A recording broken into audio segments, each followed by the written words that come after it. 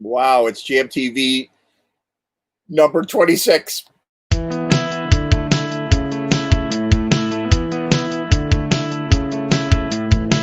It's my time and I'm coming out to play. Get on that beat, I wanna misbehave.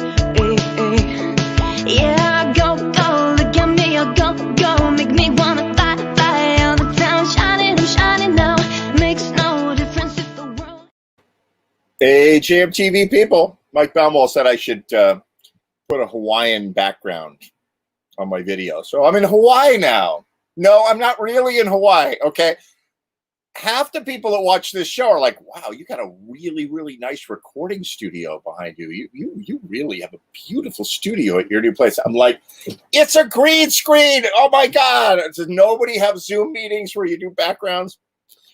So, yeah, just trying to make it interesting. I wear the Hawaiian shirts anyway. I was going to go with the zombie apocalypse look, which maybe we'll do a little bit later in the show. Hope you're all doing well. It's been a crazy week. Three people reported to me today that they can't go to the show, or they might not be able to come on the show because they had emergency root canals. 3 people. It is emergency root canal day. So if you want a coupon, don't come here. And with no further ado, I will bring on my good friend, Bill Nolan. Wow. Hey, Bill. That's a toss-up. Watching this or root canal surgery. Yeah, It's exactly. like, root canal surgery is one of those things that it gets a bad rap. It's not that big a deal. They knock you out or they anesthetize you. It's like, I find getting my teeth cleaned. I would give up the whereabouts of the rebel camp just, when they start scraping stuff, it's like, wow, knock me out, give me Novocaine, what the hell? It's like. All right, so listen, I had an emergency once.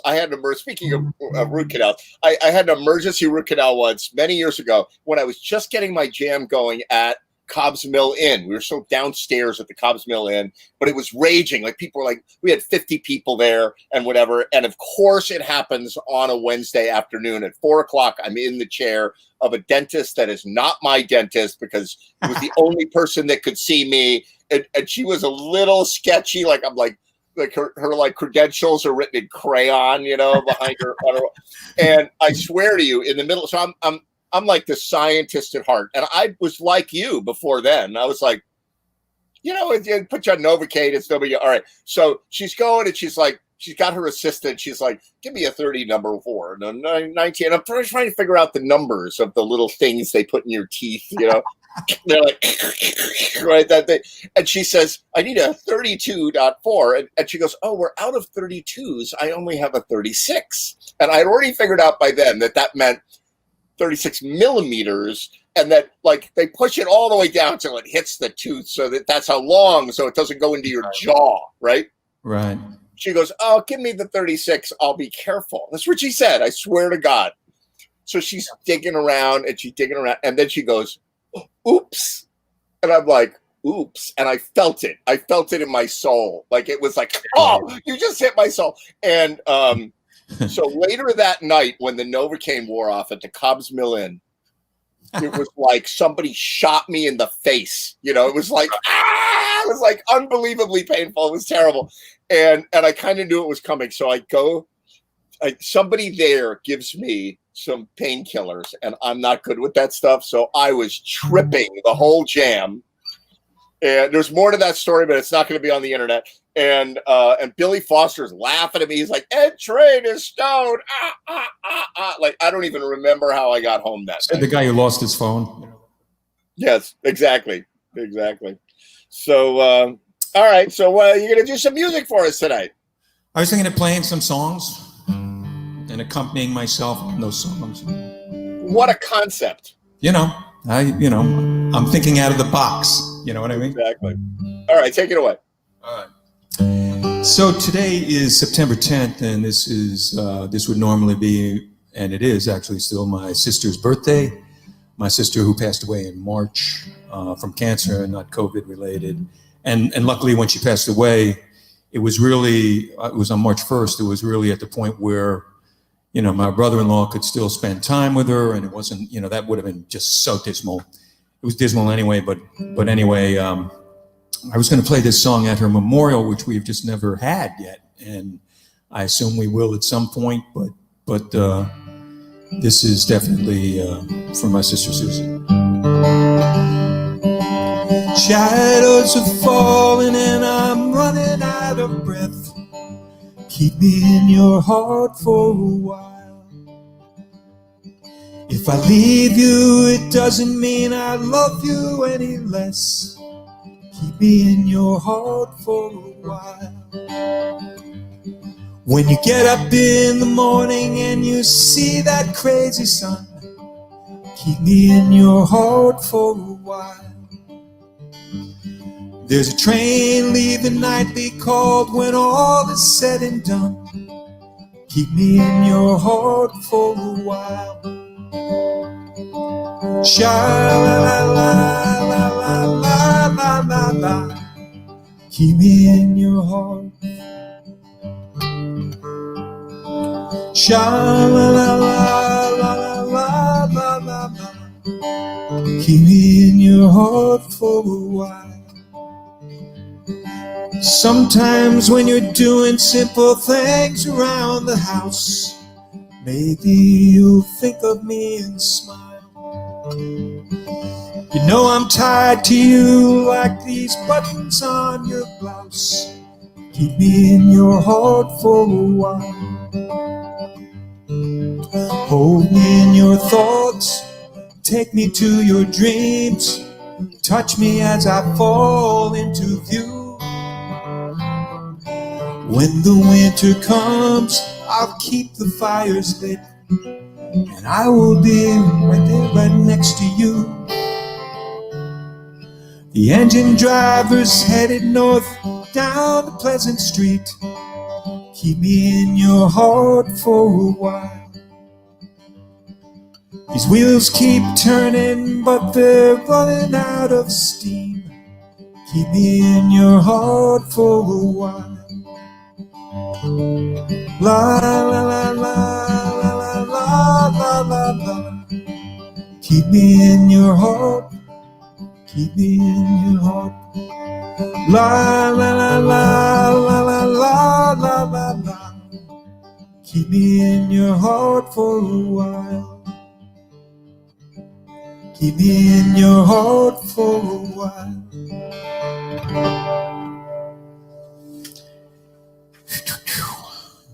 Yeah, it's been an interesting day today. What happened today? Nothing. It's just my. I don't know if you listen to these broadcasts at all, but it's my sister's birthday, and my sister died in March. That's why it's been. It's just talking. The funny thing, I'm the only person left in my immediate family. Like everybody else is gone. There was 5. There's 5 now. There's 1. So talking to my my brother-in-law, her daughter, and anyway, but she was a great old egg. And there's I posted something funny on Facebook where she's dancing with this funny friend of mine at a show I put on in Pinckney Park, and it just so beautifully encapsulates her, in dance, and just the way she's relating to both him and to the music. It's fabulous. And I've spent way too much time today looking at that thing. And in the morning it was sad, and then by the afternoon it became like it made me smile. So it worked. And now a little Hank Williams. Nobody can be sad when you're playing Hank Williams except for Hank Williams. If my wife and I are fussing, brother, that's alright, 'cause me and that sweet woman's got a license to fight. Well, won't you mind your own business? Mind your own business, 'cause if you mind your business, then you won't be minding mine. Oh, the woman on her party line's the nosiest thing. She picks up her receiver when she knows it's my ring. Why don't she mind her own business? Mind her own business. Well, if you mind your own business, then you won't be minding mine. I got a little gal that wears her hair up high. The boys all whistle when she walks by. Why don't you mind your own business? Mind your own business. Well, mind your own business, then you won't be minding mine. If I wants to honky tonk, I'm 2 or 3. Now, brother, that's my headache. Don't worry about me. Don't just mind your own business. Mind your own business.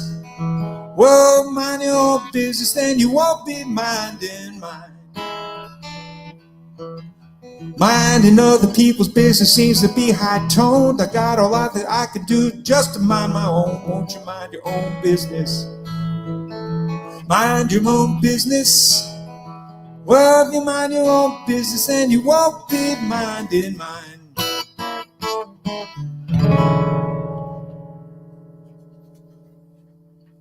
Hank? Yeah, I've had a tough week too. My cat of 18 years passed away this week. And so I was talking to my good friend who's been my friend forever, Ross, out in Colorado. And, Colorado had their own weirdness, and he's having he's one of the 3 that had to go to the dentist today. And he, they had a crazy week. Monday it was 90 degrees, and Tuesday they had 5 inches of snow and bear at his driveway, like crazy, you saw that. But, losing my cat, I was talking to him, and I was like, yeah, I've had that cat since I gave him something that we did together 18 years ago. Right. I'm like, I've had that cat since then. And he was like, how is that? How? I don't even remember that. That was so long ago, 18 years, it's kind of abstract, You know what's bizarre about 18 years ago? What? It's still in the 2000s. Like when I see something where somebody goes, and nobody has scored 30 points and 10 rebounds in an NBA game since 2011. I go like, oh, that was like yesterday. And I'm like, actually, it was 9 years ago. It was almost a decade ago. It's like, it's crazy. I think of the 90s as yesterday. I think of the 80s as recent, like a song from the 80s. Like that's like for when we were kids, that was like, like Heidi, Heidi, Heidi ho. Like, that's how long ago it was. The depression. You're like, oh, the Great Depression. Now they'll be like, oh, the Great Pandemic. Remember that back in the 2020. I know when you post that stuff about the weather out there. My son who lives in Salt Lake City. They had 100-mile-an-hour winds there.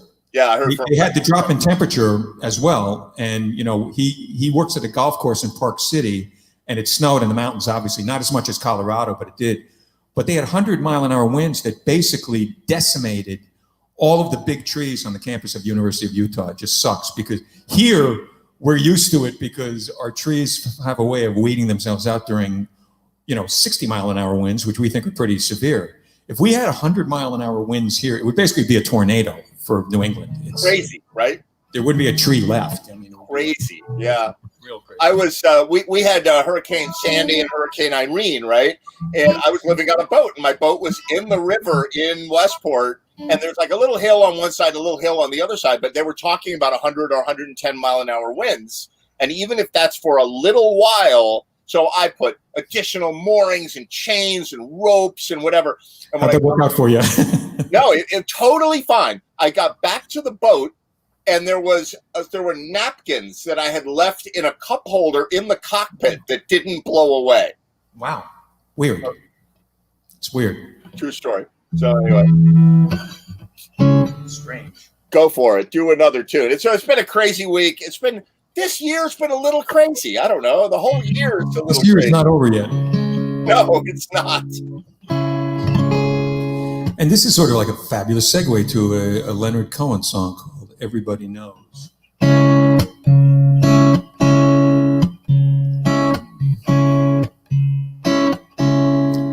Everybody knows that the dice are loaded. Everybody rolls with their fingers crossed. Everybody knows that the war is over. Everybody knows that the good guys lost. Everybody knows that the fight was fixed. The rich stay rich and the poor stay poor. That's how it goes. Everybody knows. Everybody knows that the boat is leaking. Everybody knows that the captain lied. Everybody's got this broken feeling, like their father or their dog just died. Everybody's talking to their pockets. Everybody wants the backs of chocolates amongst them rows. Everybody knows. Everybody knows. Everybody knows. That's how it goes. Everybody knows. Everybody knows that you love me, baby. Everybody knows that you really do. Everybody knows that you've been faithful. Oh, give or take a night or two. Everybody knows that you've been discreet. There are so many people you just had to meet without your clothes. Everybody knows. Say everybody knows that it's now or never. Everybody knows that it's me or you. Everybody knows that you live forever when you've done a line or two. Everybody knows that the deal is rotten. Old Black Joe's still picking cotton for your ribbons and bows. Everybody knows. Everybody knows. Everybody knows. That's how it goes. Everybody knows. Everybody knows that the plague is coming. Everybody knows that it's moving fast. Everybody knows that the naked man and woman are just a shining artifact of the past. Everybody knows that the scene is dead. There's gonna be a meter on your bed that will disclose. Everybody knows. Say everybody knows that you're in trouble. Everybody knows what you've been through. From the bloody cross on the top of Calvary to the beach at Malibu. Everybody knows that it's coming apart. Take one last look at this sacred heart before it blows. Everybody knows. Say everybody knows. Everybody knows. That's how it goes. Everybody knows. Everybody knows.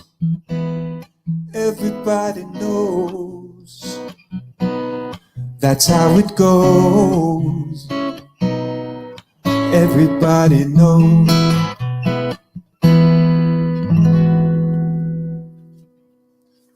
It's amazing how many things are in that song that were sort of based on what we were talking about. It's almost as if Leonard Cohen was listening. He knew something, that guy. He knew something about our conversation, I'll tell you that, which was nutty. By the way, talking dentistry, I still have all four of my wisdom teeth, okay? And I'm in Denver, I'm living in Denver, and, I don't really have a doctor or a dentist, so I just go to whoever the hell, So I have a guy named Dr. Irwin Sunshine. I kid you not, that was his name. And he was a bit of a nebbish. He wasn't like a hippie kind of guy. He was like a nebbish. But it was my first and only experience with gas. And I hated it. You hated it? I loved gas. Oh, I hated it. It was like, to me, it was channeling some more serious and interesting things that I was ingesting in those days. And I'm sitting there trying to express, a sentence to them, and the subject and the predicate are leaping each other, and the whole thing. The thougught's in there, but it's kind of like word jumble. And you have to sort of. Right. And meanwhile, the nurse assistant is going like, "Wow, he's really gone." And then I'm trying to say to her, "I hear you, okay," but it comes out like, it comes out like yoga speak. It comes out like, "Busting balls, mine you are." Like it was just. So listen, I was in Boulder, Colorado, and in college in the 80s, right? And you went to CU? Did you go to CU? I went to CU in Boulder, and my dentist, Steve Coral. Well, you've been to Boulder, obviously. The Pearl Street Mall is the Mork and Mindy opening scene, right? For those of you who don't know Boulder, it's like this walking mall. And then there's Broadway, which is the major down the road that goes through Boulder. And he was on the corner of Broadway and the Pearl Street Mall. And every Halloween, they had like the most incredible mall crawl with costumes. Like 10,000 people would go down, and they would be tripping on Boulder, Colorado. They'd be tripping on everything, right? And Steve Coral, who was a holistic dentist, went to Harvard Dental School, was a holistic dentist. So he's like, "I'm going to use acupressure. Do you feel the pain going away?" I'm like, "Give me the Novocaine, Steve." He's like, "No, I just want to press on the acupressure." I'm like, "No, give me the Novocaine." So he used to have nitrous parties at his office on the mall crawl, and he figured he was doing a public service. So you'd come to the door, and instead of getting, high on LSD or whatever the hell people were doing, you would go to the door and he would have tanks of nitrous and nurses, and they would like get you totally ripped on the nitrous, and then you'd be at the party, you go out to the mall, and at the end of the mall crawl, you'd be all in costume and everything, you would go back to his office and he would have oxygen, and he'd be like, "Okay, I feel fine, you can drive home." All right, that's pretty cool. I think I guess 6,000 feet wasn't enough. Right, and I think the government should do that during the pandemic. Just send us each a bottle of nitrous and a nurse, and be like, "Have fun until we're out of this next year sometime." I think if you can clear that with my wife, I think that works. Nitrous and a nurse. Nitrous and a nurse, that's a song. Forget a chicken in every pot. It's like nitrous and a nurse in every whatever. Yes. All right, go for it. So this is a song I came upon this week. It's by a rather obscure woman whose name is Judy with 2 E's, Sill, and I ended up looking up her life story. It was crazy. Like she's crazy, but she wrote a couple of really good songs, and she was she was well thought of at a certain time, but she could not sustain the healthy lifestyle that was necessary. But she went all over the place doing weird things. But anyway, this is a great song she wrote called "There's a Rugged Road."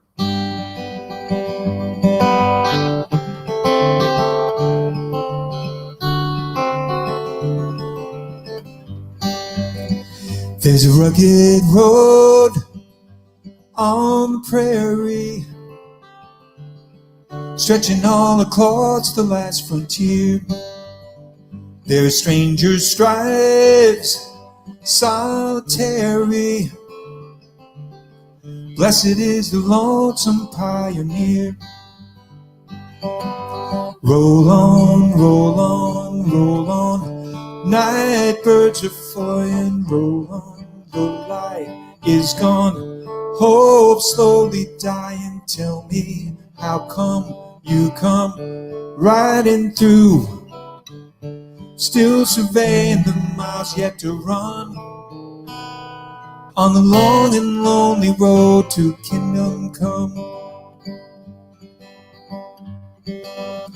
He can blaze a trail, though the rumbling dims his guiding light to just a spark. When the hour is low, he comes tumbling. But when the moon is high, he gives his heart. Roll on, roll on, roll on. Night birds are flying, come on. The light is gone. Hope slowly dying. Tell me how you come riding through. Still surveying the miles yet to run on the long and lonely ride to kingdom come.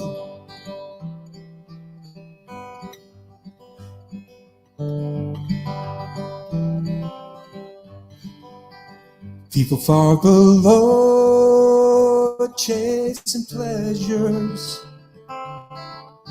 offer directions on the run. Prophets on the path, they offer treasures. Though he's mighty hungry, he takes none. Roll on, roll on, roll on. Night birds are flying, come on. The light is gone. Hope slowly dying. Tell me, how come you come riding through? Tell me how you love the run on the long and lonely road to kingdom come. The sun goes down at the right time, comes winding through the purple haze. Just a feather's touch in the night time. It'll color all my weary days. Roll on, roll on, roll on. Night birds are flying, come on. The light is gone. Hope slowly dying. Tell me, how come you come riding through? Blindly faithful but following none. Long and lonely road to kingdom come. On the long and lonely road to kingdom come.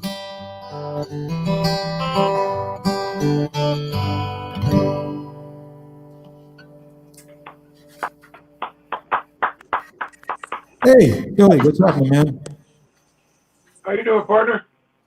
Good, how you doing? Hey, Steve. Hey, Billy. What's the latest, Billy? What's up, guys?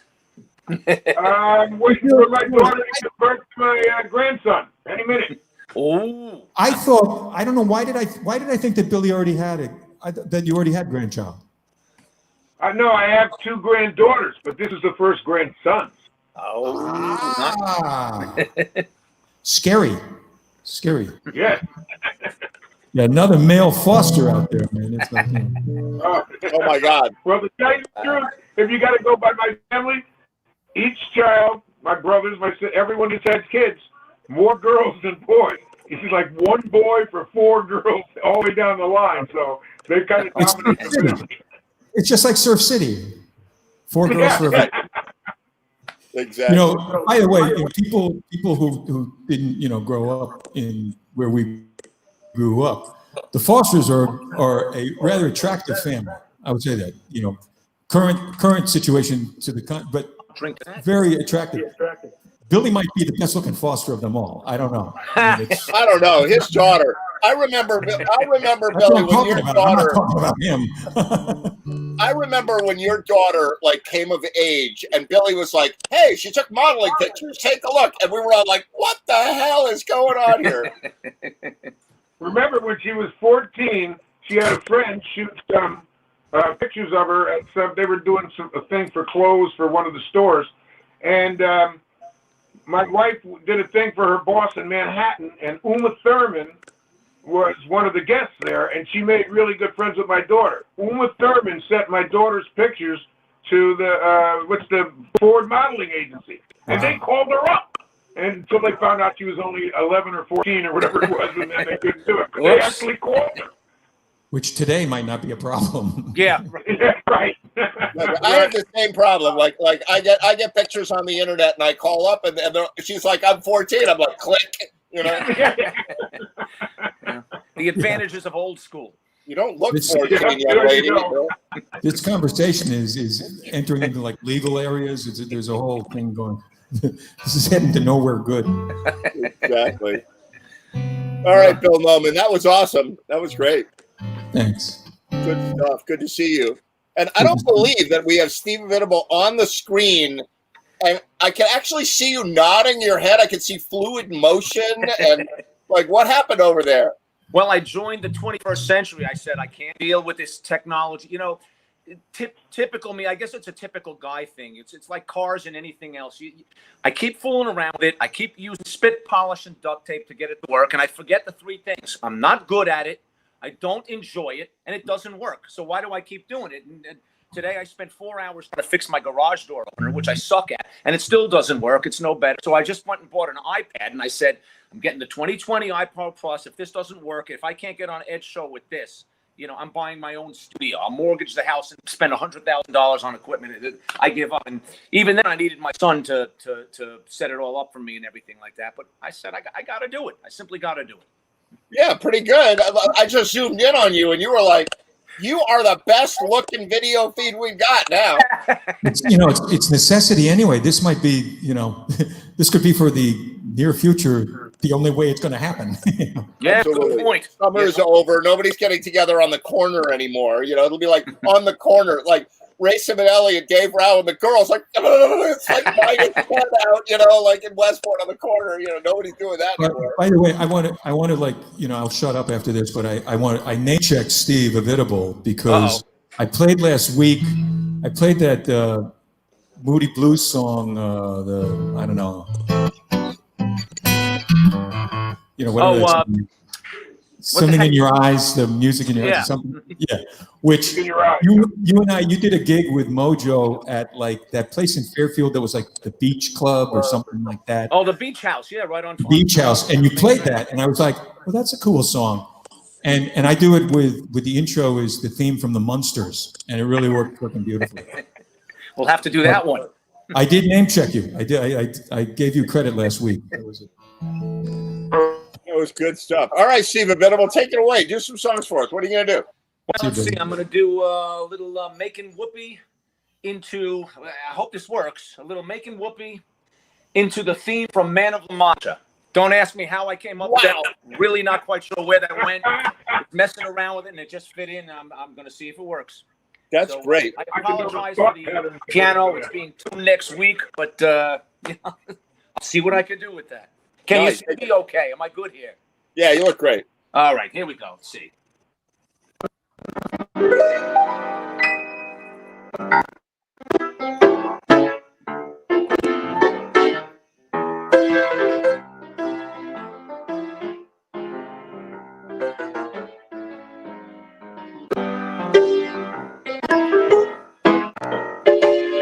Another bride, another groom, another lovely honeymoon, another season, another reason for making whoopee. You get some shoes, a little rice. The groom's so nervous, he answers twice. It's really thrilling how he's so willing for making whoopee. Now picture a little love nest right on down where the roses cling, and picture the same love nest and just see what a year is gonna bring.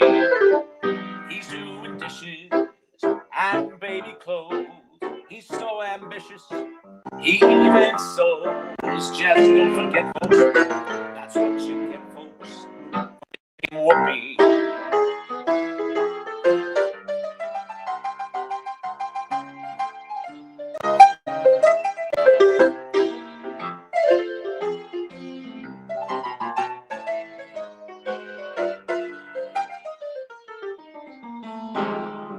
Now picture a little love nest right on down where the roses cling, and picture the same love nest and see what a year is gonna bring. He's doing dishes and baby clothes. He's so ambitious, he even sews. Just don't forget, folks, that's what you get, folks, from making whoopee.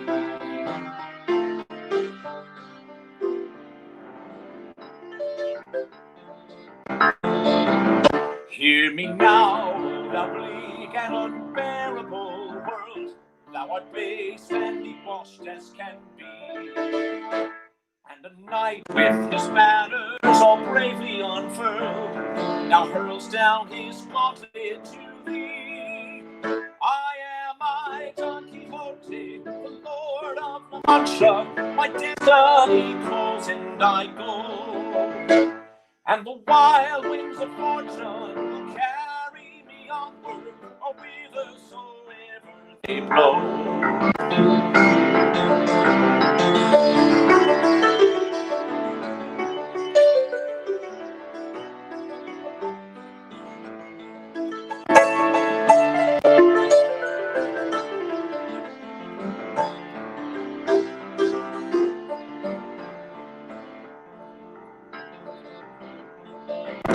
Hear me, demons and devils and servants of sin, all your dastardly doings are past. For a holy endeavor is now underway, when virtue shall triumph at last. I am Don Quixote, the Lord of La Mancha. My destiny calls and I go, and the wild winds of fortune will carry me onward, or whithersoever they blow. Whithersoever they blow, onward to glory I go.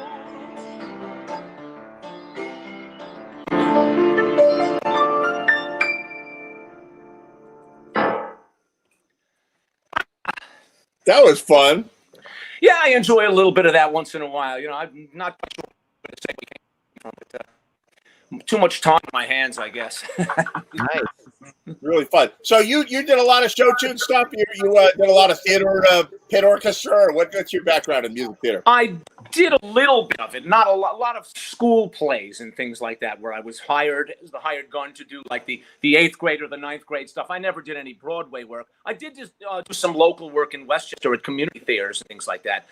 But no, I think this just came from doing weekday piano gigs where, you know, pretty much I'm the only guy listening, and I'm thinking, well, let's try this and see if it works. And, you know, nobody's spilling any drinks over whether I make it correctly or not. So I just worked that out and try them, see if they float. And I thought those two went together in a weird, well kind of way. In a very weird kind of way. Very cool. Oh, thank you, my friend. Well, I'm glad you got work in. That's super good. Hey, Ray. Ah, What's up, man? How you doing? cheers there, Ray. Hey, how you doing, Steve? Hey, Billy, what's happening? Yeah, buddy, how you doing?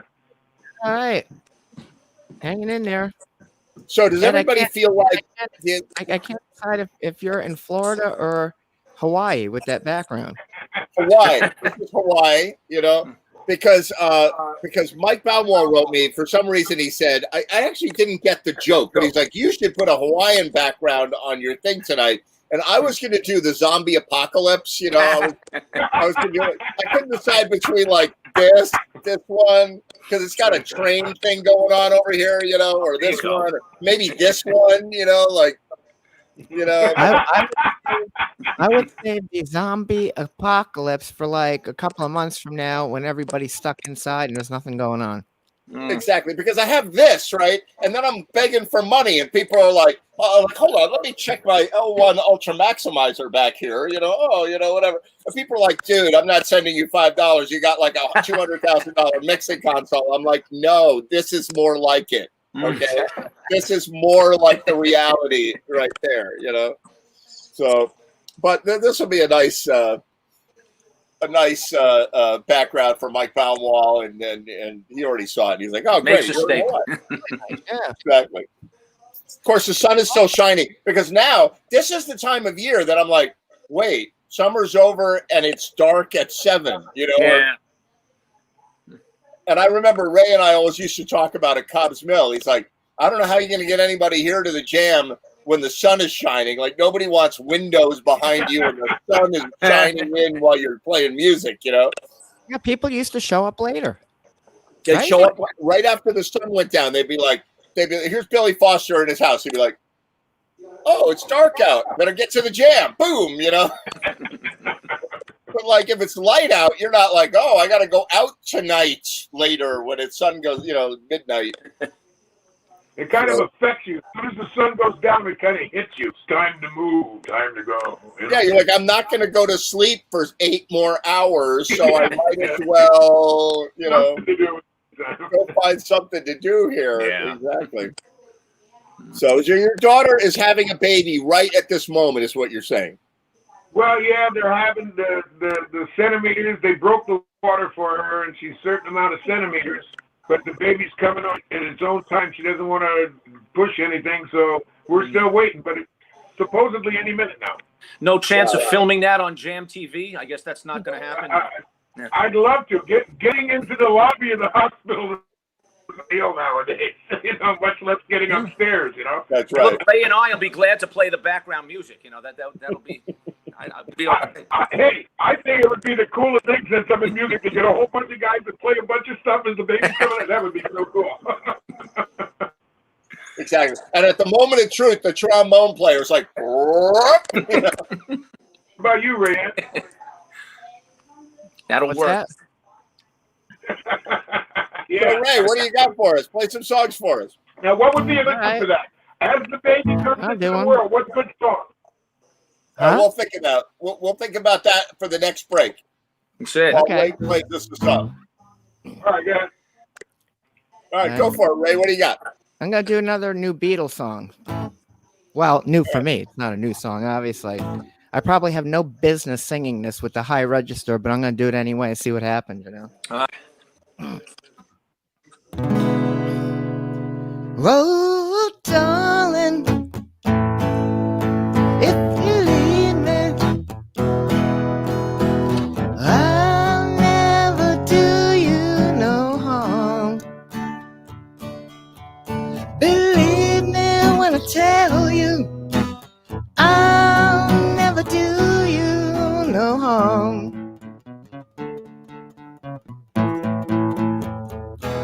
Whoa, darling, if you leave me,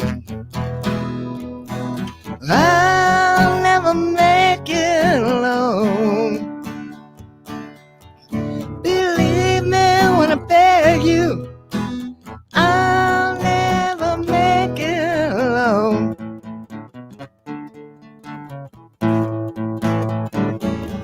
When you told, oh, sorry. When you told me you'll never leave me anymore, when I know I nearly broke down and cried. When you told me you'll never leave me anymore, well, you know I nearly broke down and cried. Whoa, darling, please believe me, I'll never make it alone. Believe me when I tell you, I'll never do you no harm.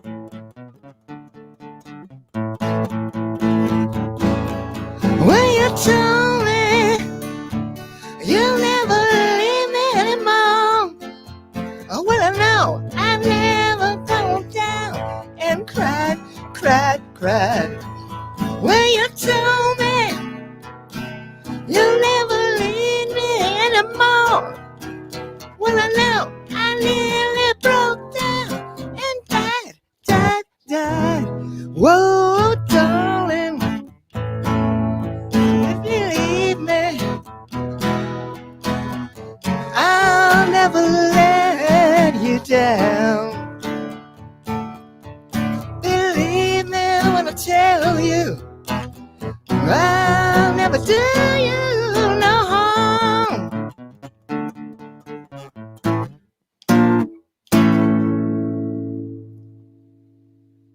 Bravo. Yeah.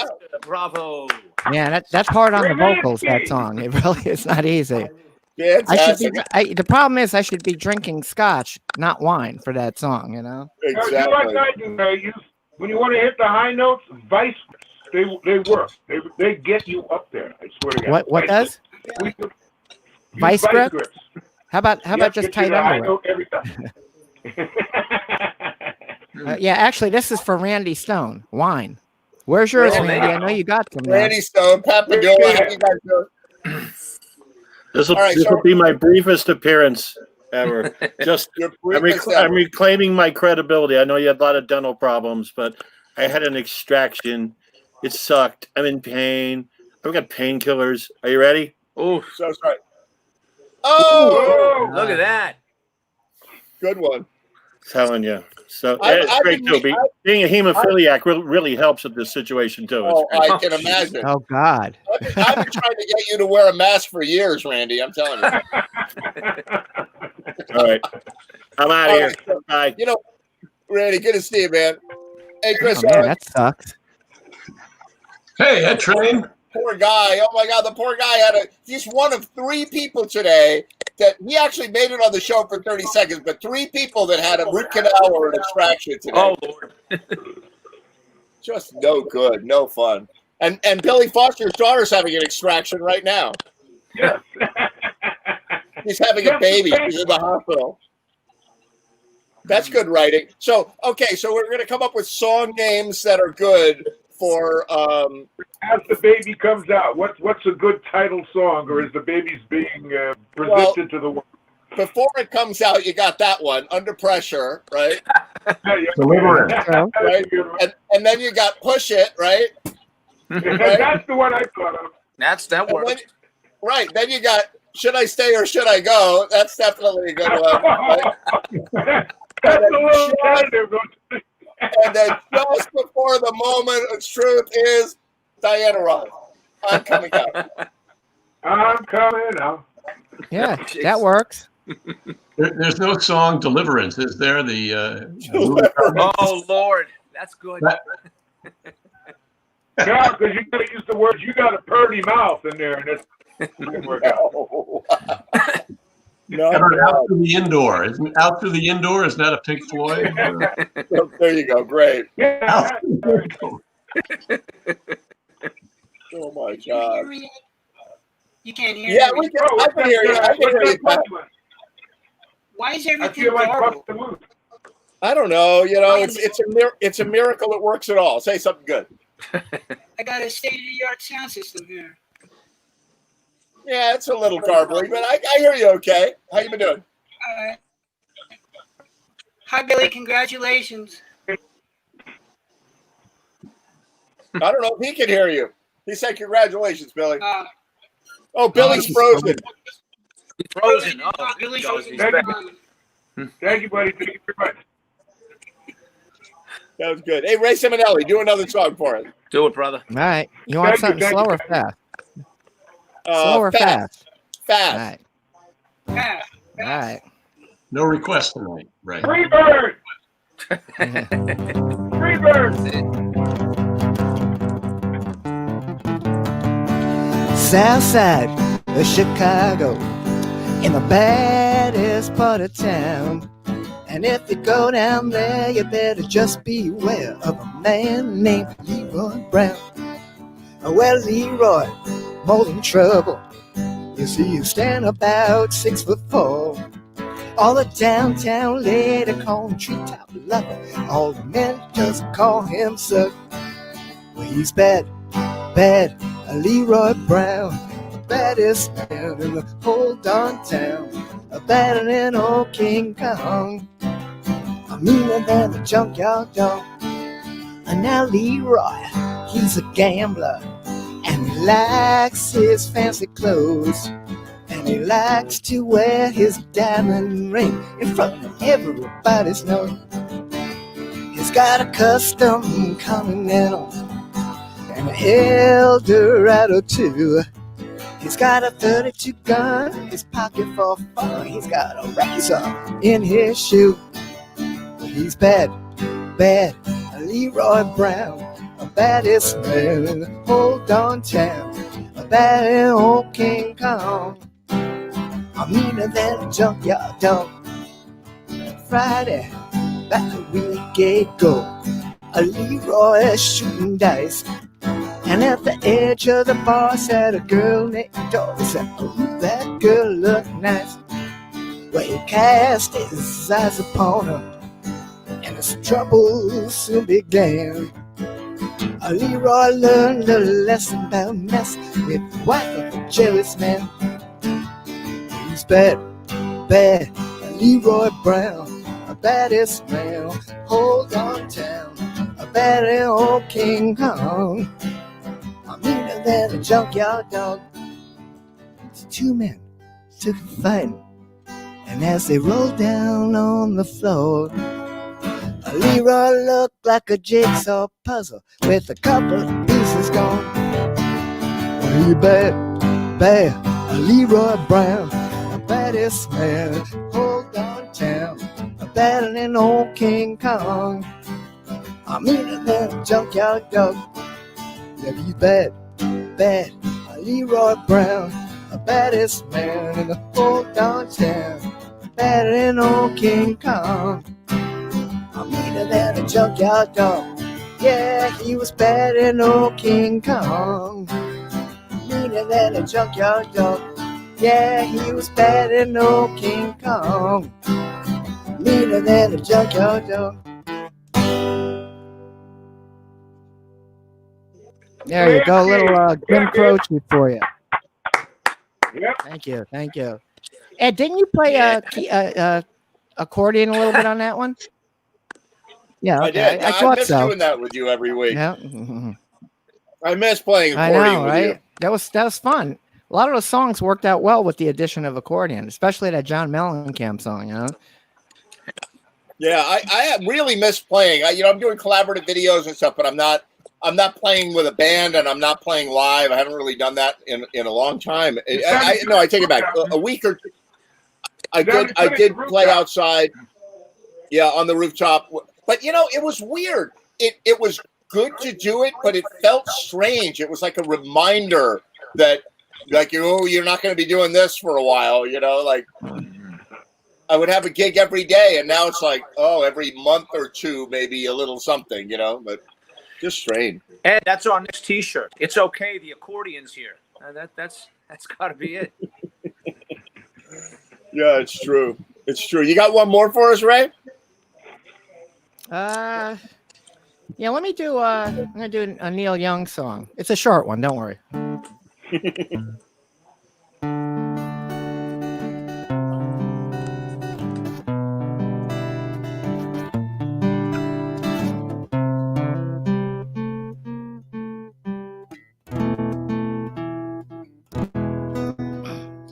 I heard you knocking on my cellar door.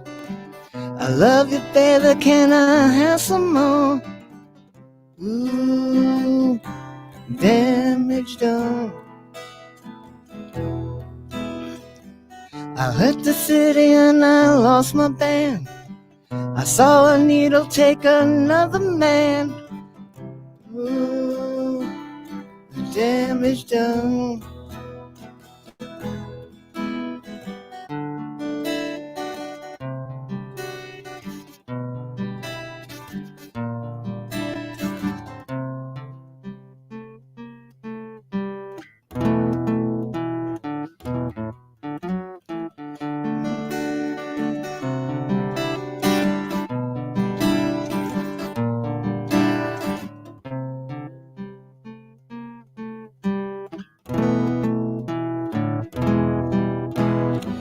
I sing about him 'cause I love the man. Lighter, you don't understand. Milk, blood, to keep from running out. I seen the needle and the damage done. A little bit of it in everyone. Every junk is like a setting sun.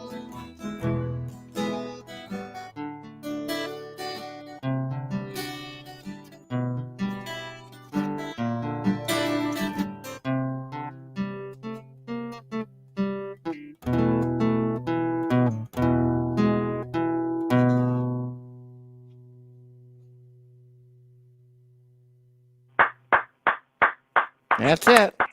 Thank you, Ed. Rimansky. All right, man. Appreciate it. Love Neil Young. Oh man, did I bring everybody down? You all. No, man. Contemplating the meaning of life here. Ed, That's your volume's up. Oh, Ed. Your mic is still muted, Ed. Yeah, Ed, you might still. There you go. I said all kinds of stuff too. I was talking. I was like, Ray, that was really great. Everybody's like, rocket, quiet, silence. My God. How you doing, Pat Padula? What's happening? I'm doing okay. I'm doing okay. Yeah, give me a report. What's the latest with you? Well, I got to do a little bit more treatment, health-wise, and hopefully we can make it through it. The last treatment didn't go so well, No. and I'm using actually to build strength up with professional therapy, drumsticks and my rubber pad. It builds up finger strength because I now have neuropathy in my fingers. No. Yay. And in my feet.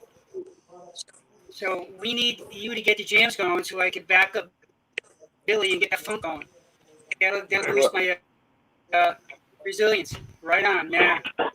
I'm working on it. So, We ought to have the jams going by next year. Crazy. Now, who would have thought? This is 26 weeks we've been doing this, on the air. if I remember correctly, I was there that last night that you were like, what do we do?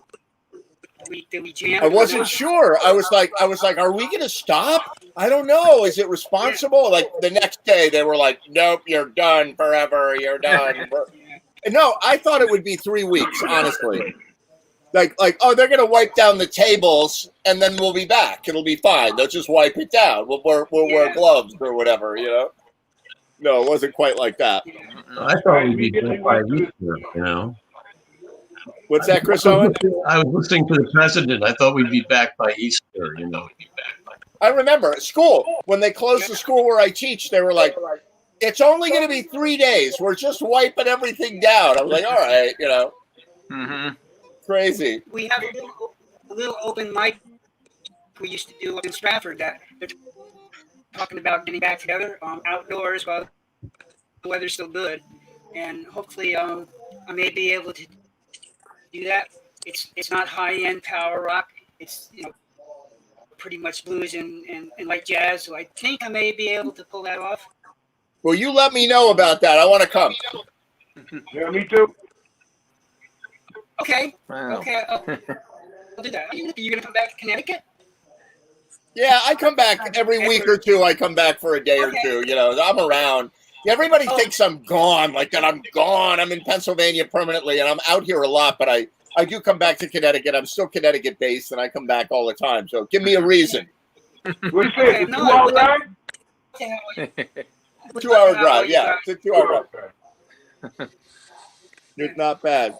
Good stuff, Pat. Hey, Chris Owen. Hey, Ed. You going to do Hey, some Billy, I music saw for you us? behind a keyboard today somewhere. You were sitting behind a keyboard? I always have keyboards around me. I don't have one in reach now, but I have. This is kind of my makeshift studio here, and I always have some keyboards. I'm always working on collaborative videos and such, but I miss playing live. I miss getting out and playing live. It's really too bad. I like your shirt, Ed. It matches your new background. That's right. But Mike Baumwall, I'm always wearing Hawaiian shirts, and Mike Baumwall. I know Billy Foster. Billy Foster was probably the guy that got me into wearing Hawaiian shirts on stage. He's been doing that. Last week you had the engineer shirt on to go with the studio look. Exactly. I just threw over 20 Hawaiian shirts out because they don't fit anymore. That's 20 of them that I threw out. Still floating on my head. What size are Billy's you, always Billy? Huh? I said, what size are you? You could have sent them to me. I might be able to fit in there. Well, I'm dying the problem to get a Hawaiian shirt so I can look like you guys. the problem was going from 180 to 230 and then back to 180. So the shirt in the middle didn't work out. I got rid of the large, then I got rid of the small. Now I'm back and getting rid of the large again. So let's see, what would that be? 34 sleeve, maybe? No, there you go. Medium to large. Long sleeve Hawaiian shirts, right? No doubt. No doubt. Yeah, You for stretch those them cold out, Billy. You stretch them out a little bit. They might be hanging on me. You know. I'll Well, put them a little away. the medium size that are fit tight don't work well with the belly. Even when you lose weight, the belly stays up. Yeah. The medium size with the bulge doesn't work. They have to go. Good stuff. You're All looking right, good. we will be right back with Chris Owen. Good to see you guys. We'll be right back. And Chris, take it away. All right. I'll get you next week, guys. Have a good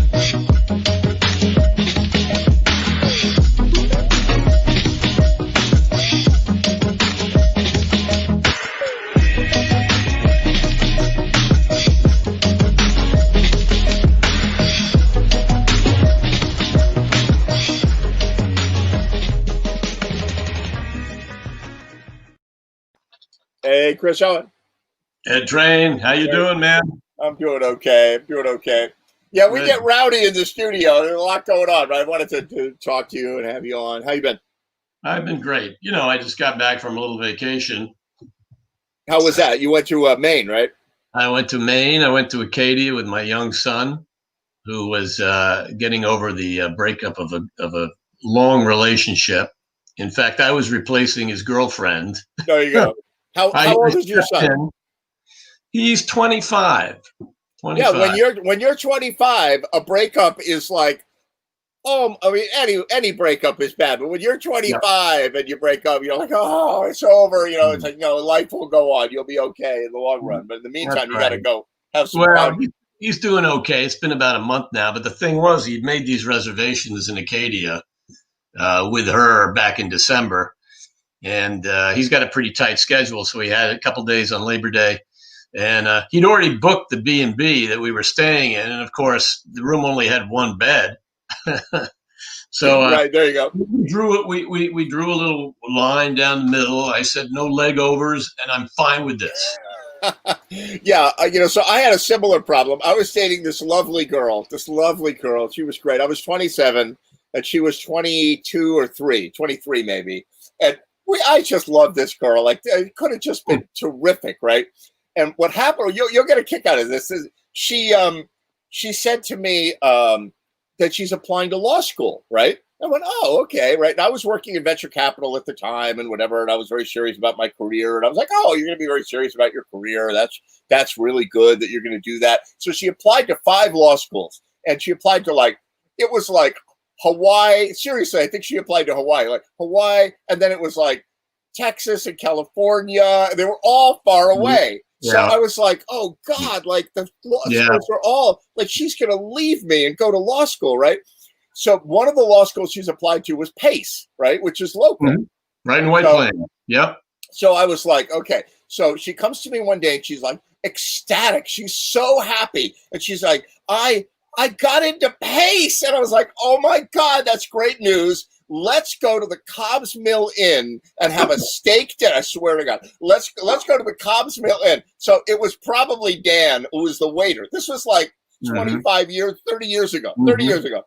And we go to the Cobb's Mill Inn and we're sitting by the waterfall downstairs and we order champagne and the steaks are coming, prime rib or whatever is coming out. And we're all excited. And I lift up my wine glass and I say, my champagne, and I say, let's toast that you're going to Pace, and that means you'll be around and we could be together.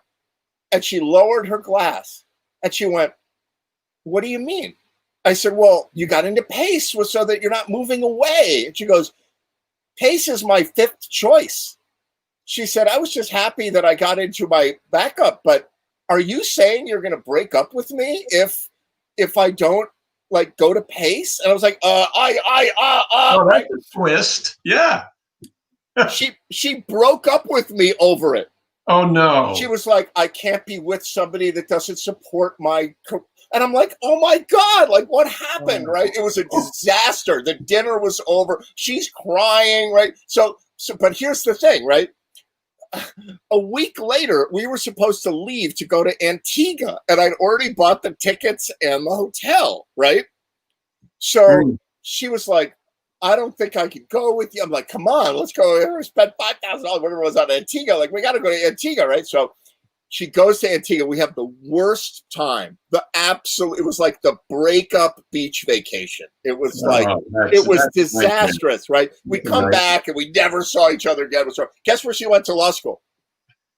Pace University. Pace University. Of course. And that's when I learned to keep my mouth shut. Oh, man. You deserve better than that. You really did. Because you were so happy that she was going to Pace, and then she completely misinterpreted it. Came out the wrong way, and I didn't know. I was like, oh. Yeah, you can't. Now I catch it. Yeah, you can't control what the other person's going to think or anything. So now I'd be like, Hawaii, we're moving to Hawaii. Yes, I can't wait, you know. I remember applying to Stetson. Where's that? Stetson's in Florida. And they have a law school down there. I said, oh, this sounds good. Because I went to a college on the Canadian border, St. Lawrence University. It's on the Canadian border. So I thought maybe Florida law school would be good. Maybe I'll thaw out if I go down there. Right. But I ended up in Albany. So Albany, there you go. I got halfway back. Yeah. There you go. All right. So what are you going to do for us? I'm going to do a couple tunes here. One is I wrote, these are both original tunes. The first one, I took a poem by William Butler Yeats called The Lake Isle of Innisfree, one of his, I guess, more popular things. I actually thought I'd do it because, you're on the lake so much, segueing around the beach, and you were lamenting the fact that the pool closed. So I thought I'd do Innisfree. Yeah. And then I will do another song I wrote, which is about 9/11, actually, the original 9/11, since tomorrow's 9/11. It's called Rubble Yard. And, I'll speak about that when I get to it, I guess. All right, take it away. Right. So this is Lake Isle of Innisfree, William Butler Yeats on the lyrics, and me on the guitar tune.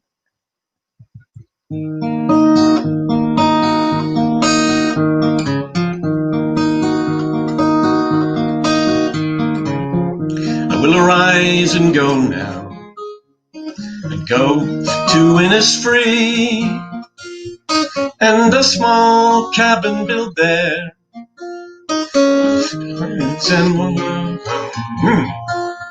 Night bean rose will I have there, a hive for the honeybee, and live alone in the be-loud glade, alone in the be-loud glade.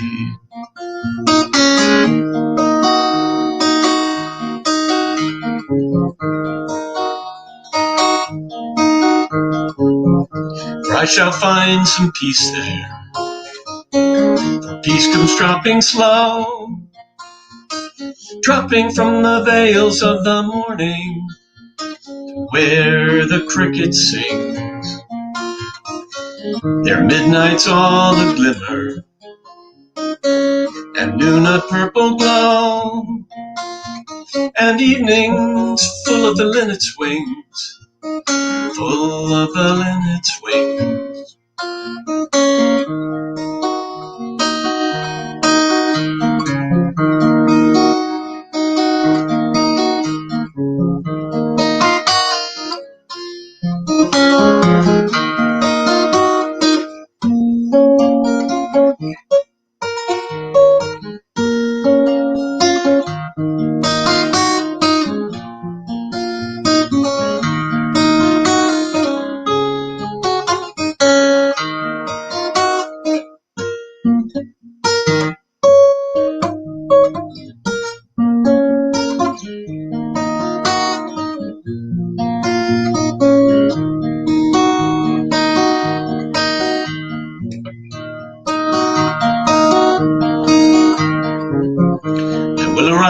And go now, for always night and day I hear lake water lapping, low sounds by the shore. When I stand on the roadway or on the pavement's gray, I hear it in the deep heart's core, I hear it in the deep heart's core. I hear it in the deep heart's core, I hear it in the deep heart's core. That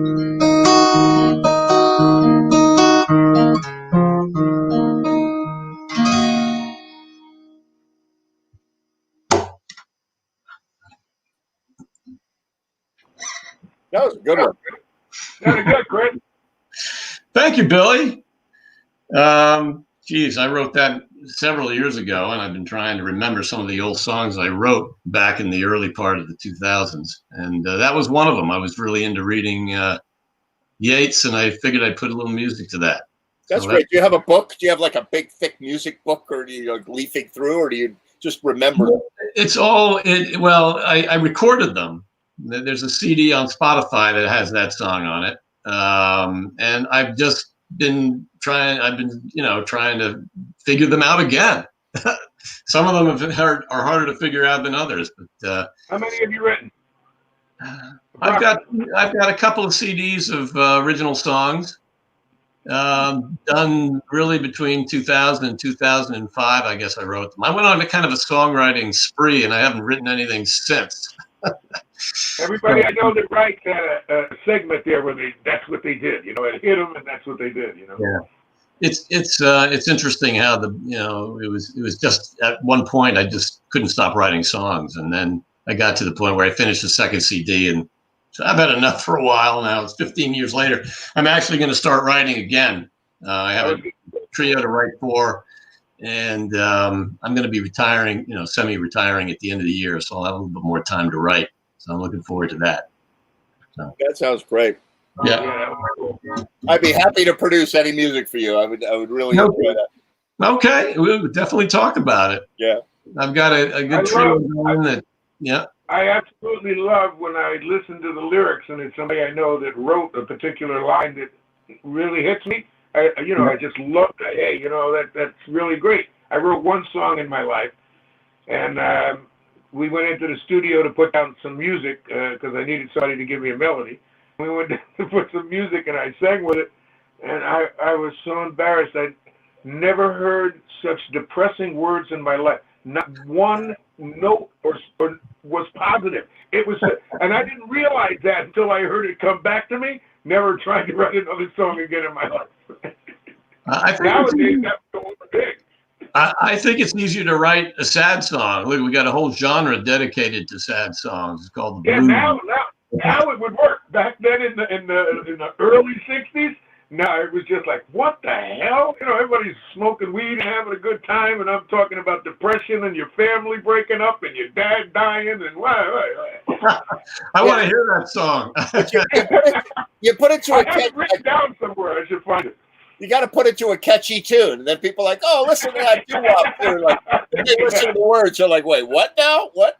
Yeah, that would have been cool too. I couldn't believe how bad I felt when I just listened to the words. They were just all so depressing. Wow.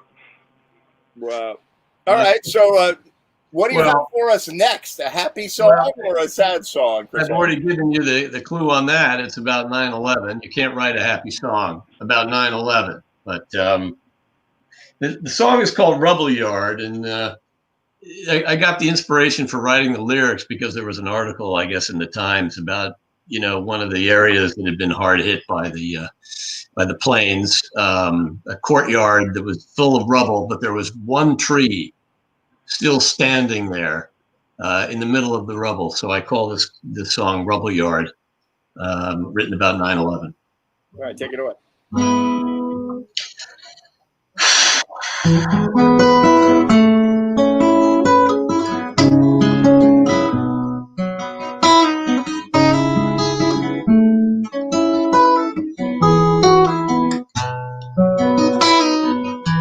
It hits hard when it hits home. It takes you down from your pleasure dome. A perfect day, cloudless sky. We couldn't see with an eagle's eye.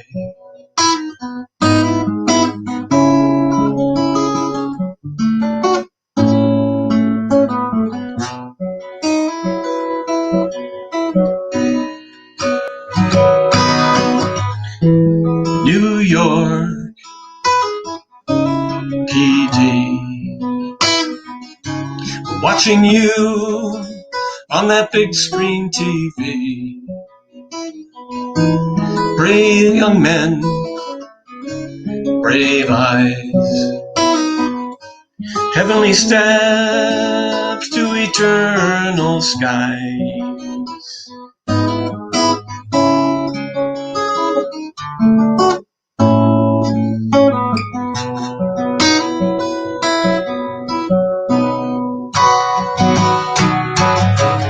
God, why do men do what they do? It seems they always use your name. They carry out these heinous acts. Lord, who are we to blame?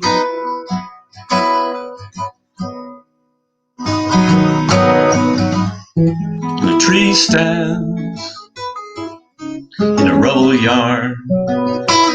It stands tall as it stands guard. Its leaves are gone, its branches bare, but new buds reach for our New York air.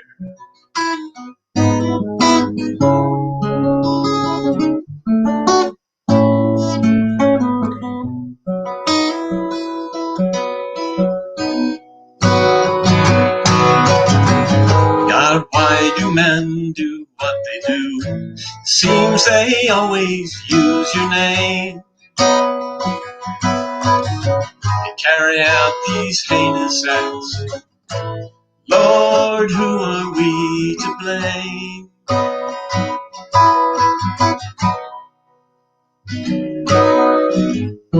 So look now with eyes wide at the reasons why so many die. A better world, a safer place, living in love and loving with grace.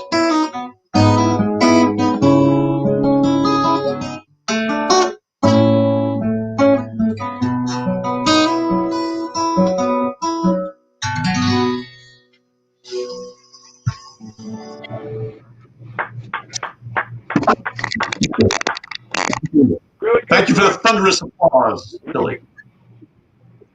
Great song for. Yeah. So can I? Is it really tomorrow, September 11th? Wow. 19, yeah, it's 19. Where was everybody? Wow. Where was everybody? Well, I'll tell you, there's a line in the song where I sing about the New York PD watching you on a big screen TV. That was around the time when big screen TVs were starting to come out. And I was standing in front of a Radio Shack on Mamaroneck Avenue in White Plains. My office was right around the corner. And I was watching this thing on a Radio Shack big screen TV, watching the towers and all that stuff come down. Crazy stuff. It was, the world hasn't been the same, obviously. I got a phone call. I was on my boat, and I was actually in my inflatable coming to shore in Westport, and I pulled up to the dock, and my phone rang. I was supposed to go into the city that day to meet with a guy, and he had to go down there. He was in the FBI, so he had to go down there, and he didn't know what it was. They're like, everybody get down here. We're gonna figure out what the hell's going on with it. But he said to me, I don't think we can meet this morning. I think we're gonna meet, like, we have to meet later in the day because I got to go to this thing downtown. A plane hit the tower, and I went, plane hit the tower. It was early. It was like 8:30 in the morning or something. Yeah. It was early, right? Mm-hmm. And so I was getting ready to go to the train station to go to the city. And so he said, a plane hit the tower, must have strayed off course. And I'm like, because I was in the airplane business and I'm a pilot. And I was like, didn't stray off course. That's not right. That's not how it works. They don't just fly around wherever they want. You know, there's a whole thing. So then I still had my house in those days. And I went up to my house in Weston, and I got home and I'm watching it on the TV, and I'm like, and then the second plane hit while I was watching. And I remember thinking, that's it. There are going to be 20. It's not going to be 2. It's going to be 20 planes. You know, it was 5. Was it 5? 5, 4 went down. I don't know. Maybe. Here's the weird thing. 4. My job was crash rescue in the Air Force. Okay, So investigating airplane crashes, fires, and all that bit was part of it. And I'm telling you, there's absolutely no way a plane struck the Pentagon. Absolutely impossible that an airliner struck the Pentagon. First of all, the altitude was way too low to sustain any kind of speed to penetration with aluminum alloy into 3 layers of solid brick does not happen. And even if he had the low altitude, there are way too many obstacles between how far he'd have to travel and the building itself that he'd strike before he struck the building. It's impossible. And if you remember the initial footage, when they showed the side of the building, the only thing they had out there was nothing. Within an hour, they had a set of big old wheels standing next to it. If you go back and look at the footage, you'll see it. What they did after that, I'm sure, was all done by cameras and angles and stuff. But there's no way a plane struck that. Now, my personal view is those people that were heroes that commandeered that plane and had it flown into the ground made instant heroes out of America. And I think the military or the government made the mistake of shooting down the plane heading for the Pentagon and then would not admit to it because no plane struck it, but there was still that plane and those people, and nobody ever heard of them. So I think they shot it down and would not admit. That's my personal viewpoint. Yeah, A lot of still open questions about that, for sure. Well, people were making cell phone calls from the plane after the hijackers took it over. So Right. there were hijackers on the plane, Billy. I don't think there's any doubt about that. Yeah, No. On the plane, yeah, there were hijackers on the plane, but the plane never hit the Pentagon. I think the one that struck the Pentagon was shot down by our military, and they refused to admit it afterwards because of the heroes from the Pennsylvania scenario.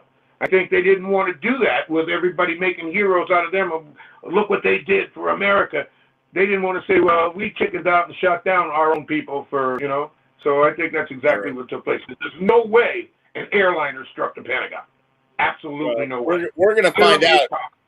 My father was the captain of the U.S. Air Force swim team, right? He was a serious swimmer, right? And in high school, he went to Bronx High School of Science, which was like one of the magnet schools, in New York. And he was the captain of the swim team there at Bronx Science. And his co-captain on the team later became an admiral in the Navy, right? And in fact, head of all the Navy SEALs and whatever, a guy in the Navy. And I met him on my boat on a birthday party for my father that I had at the World Financial Center, and before September 11th. And after September 11th, I had a conversation with him, and I said, he was telling me that his office got destroyed by the aircraft, and his secretary was in the office and she'd gone to get a cup of coffee, was the story. He wasn't in the building. And she went to get a cup of coffee and she came back and the whole place was blown up. So the World Trade Center? No, that was at the Pentagon. Oh, at the Pentagon. Well, what struck the Pentagon was a missile. It was a shoulder-fired missile. That's exactly what struck the Pentagon. Whatever hit his office. And his secretary was pretty rattled, apparently, by all this craziness there. But it's a crazy time. And now, who would have thought that 20 years later, all that stuff seems to be getting resolved, and now we got a whole nother world of crap that we have to deal with. Whole nother crazy world, Well, it's not going to end. We're only going from crazy. Back in the 20s, what happened to them? Oh, you took our booze away. That was crazy. That was crazy for them. So we go from crazy to crazy. It depends on which generation has to deal with it. I think that's the Where were you, Charles, on September 11th? What was your September 11th story? I was at Denny's. Where? No, I was in college. I was at the Student Center at Georgia Tech in Atlanta, and I was in the computer lab, and a friend sent me a message about a plane flying into the World Trade Center, and I thought she was kidding, so I wrote, ha ha. And then from outside where the TV room is, I heard a bunch of people gasp. And then I ran out there, just like everybody else, spent the rest of the day watching TV and just not having fun. So, Not having fun. Yeah, like we've not been having fun for a long time. Exactly. Ed, you're a pilot, right? What's that? You're a pilot, right, Ed? Yeah, I mean, I just fly little planes, but All right, but still, if I'm not mistaken, after that bomber struck the Empire State Building back in the 50s, there was a ring put around. No one allowed to fly over Manhattan. The only planes I've ever seen over Manhattan are military planes. So there was absolutely no way that was a mistake where anybody drifted into the. no, not an airline. Airliners are controlled within 100 feet, let alone. Yeah, so there was just absolutely no way. And Arena was 2.5 blocks away. And she called me on the phone and she goes, something major happened. I think there was a big accident. An airliner flew into the World Trade Center. And I said, no, that can't be. They can't fly over Manhattan. She goes, yeah, turn it on and see what's going on. I'm in the office. I can only run in. And so I turn it on. I see the fire in the building. And she's on the phone talking to me. And I'm trying to explain to her that you can't fly over Manhattan. When I see the second plane come into view and start to bank for the turn, I go, oh, honey, that wasn't an accident. Get out of the building now. Go now. Right. So by the time she got her stuff together and got downstairs, the second plane hit. By the time she found somebody to give her a ride out, remember, she's 2.5 blocks away, the first building collapsed. So they had to drive out through that giant smoke cloud and everything to get out. And then she finally got out. But that scared the living hell out of me. And then I watched that entire scenario from the beginning to the end, I think 24 hours a day for about a week. All right, I got a fresh perspective. My father's story. My father passed away a number of years ago, but my father's September 11th story of where were you is that he lived in England. He lived in London, right? So 8:30 in the morning or whatever was 1:30 in the afternoon for him, right, or 2 in the afternoon, and so he at the time, just before the first plane hit the World Trade Center, they wheeled him in to anesthesia to have an operation.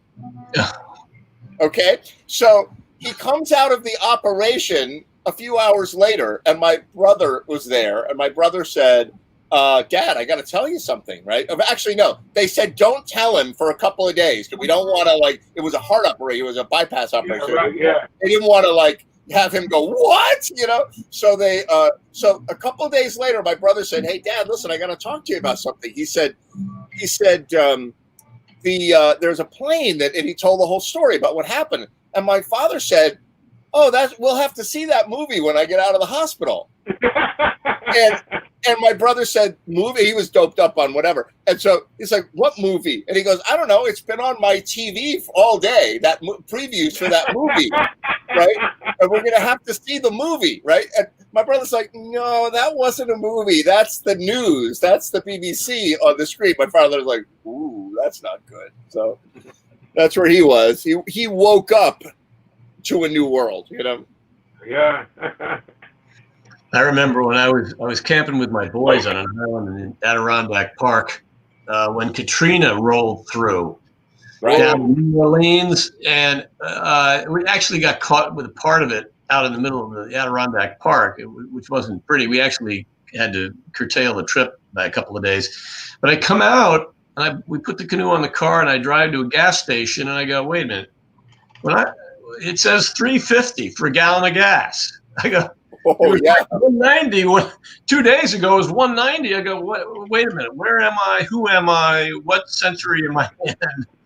And then they explained to me what happened down there and the oil refineries and everything else. But I had that kind of same moment, your father coming out of that thing and facing the reality of what happened? Where am I now? What planet am I on right now? Yeah, I'm wondering that now, yeah. Look who I got. I got Danielle. Hey, Danielle, how are you? Hi. Hey, guys. Danielle, What's up, Charles? how's it going? I'm going to go have a beer, Ed. Thank you for everything tonight. And next time I come, I'm going to have an interface, perhaps. Ooh. We were talking about that. All right, we'll fool around with that. We'll spend some time getting that running real nice. All right, take it easy, everybody. Thank you. Chris Howard. Good to see you. Hey, Danielle, how are you? Hey, good. Long time no see. Whatever happened with your neighbor, the neighbor, the bass player? Whatever happened there? Oh, well, we we ended up not re-signing our lease, so Oh, there you go. don't have to worry about that anymore. So where are you now? Honey, you didn't have to do that. I know a guy. There you go. Yeah, I didn't want to get into that type of trouble yet. No, Billy. No, we're back up in the Cape, and Oh, nice. I think we'll hang out here for a while. So, but the last few weeks have been really crazy. So, hoping it settles down. Good to see you. Glad that you made it. Yeah, and you're on the island.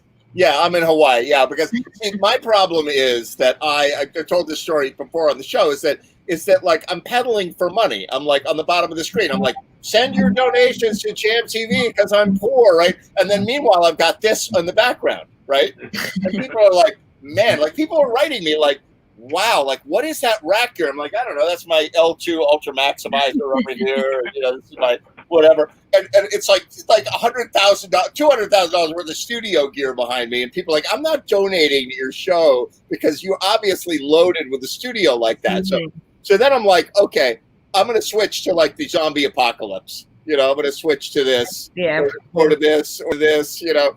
And if you put Godzilla in there, that'd be cool. What should I put? If you put Godzilla in the background of all the birds, that would be cool. Yeah.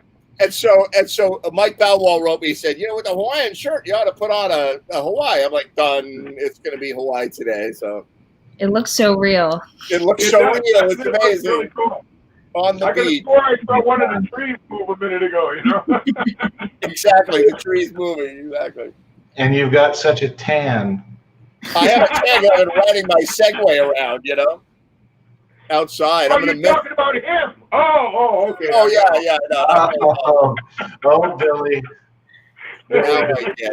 Now I get it. He's been riding his Segway around as well, you know. So Charles, what do you got for us? I'll play you a couple of tunes. Here's a They Might Be Giants song. I know I play a lot of those, but I love them. Yeah, go for it.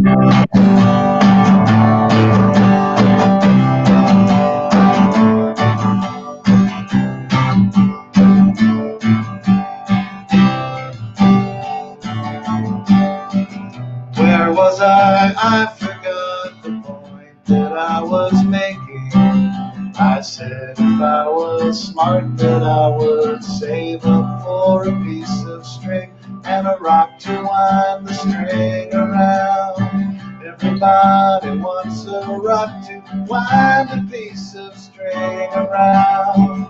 Everybody wants a rock to wind a piece of string around. Throw the crib door wide, let the people crawl inside.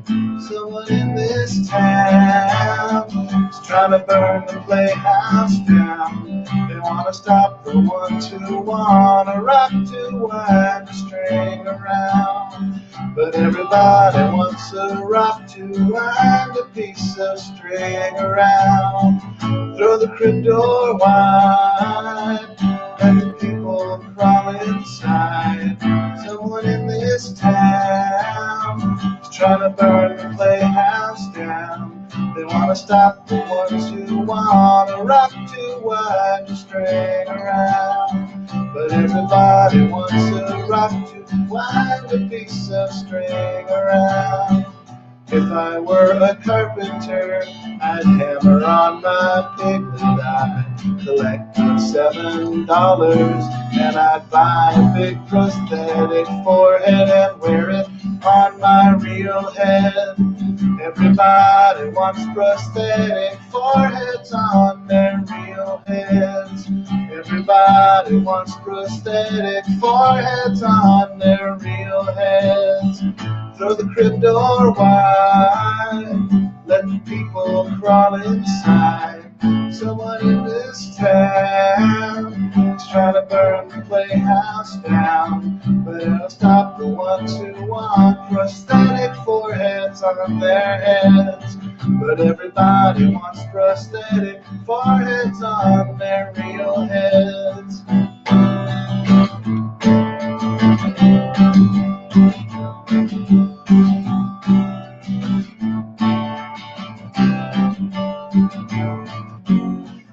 Throw the crib door wide, let the people crawl inside. Someone in this town is trying to burn the foreheads down. They want to stop the ones who want to rock to wind the string around. But everybody wants to rock to wind a piece of string around.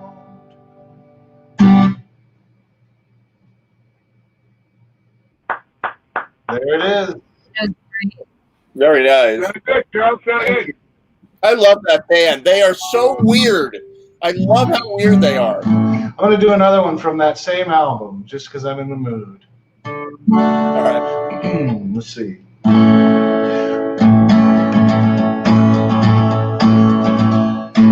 I lost my lucky ball and chain. Now she's 4 years gone. 5 feet tall and sick of me, and all my rattling on. She threw away her baby doll. I held on to my pride, but I was young and foolish then. I feel old and foolish now. Confidentially, she never called me baby doll. Confidentially, I never had much pride. But now I rock the bar stool and I drink for two. Just pondering this time bomb in my mind. I lost my lucky ball and chain, and now she's 4 years gone. She's 5 feet tall and sick of me, and all my rattling on. She walked away from a happy man. I thought I was so cool. I just stood there whistling. There goes the bride as she walked out the door. There goes the bride as she walked out the door.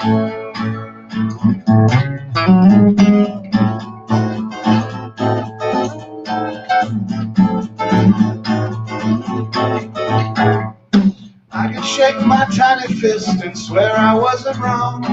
But what's the sense in arguing when you're all alone? Sure as you can't steer a train, you can't change your fate. And when she told me off that day, I knew I'd lost my home. Confidentially, I never told you of her charm. Confidentially, we never had a home. But this railroad apartment was the perfect place when she'd sit and hold me in her arms. I lost my lucky ball and chain, now she's 4 years gone. 5 feet tall and sick of me, and all my rattling on. She walked away from a happy man, I thought I was so cool. I just stood there whistling, there goes the bride as she walked out the door. There goes the bride as she walked out the door. There goes the bride as she walked out the door. Awesome. Thank you, Billy. You're very well. Sounded good. Sounded great. Thank you.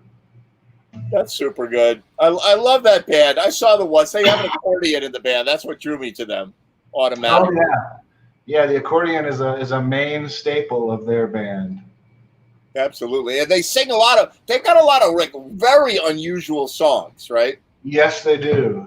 Yes, It's a very unusual band. It kind of goes with the territory. Yeah. Yeah. Really cool. Really excellent. You know what I'm going to do right now? We're sort of getting into our collab video thing in a little while. Or you know what? Oh my God, Danielle vanished. I was going to say I'm going to put Danielle on, and then I'm going to play your video. But I'm going to play your video right now. Hold on. Let's do something fun. Let's bring everybody on. Who did I lose? I lost Danielle and Kevin. Hey, Lightning must have struck in the Cape and in Stamford, Connecticut. Hey, Tommy, how you doing? Hey, good, Ed. How you doing, man? Hey. Good, thanks. How you doing, Ed? Hey, Billy. Hey, Tommy. Charles. Hey, what's going on? Mike, how you doing? Hey, Billy, what's going on? Hey, Tom. Hey, Mike. Good to see you. We're good, good. I'm gonna show you one of Charles's collab videos, like so we can learn how it's Me? done. Check Oh, this okay. out.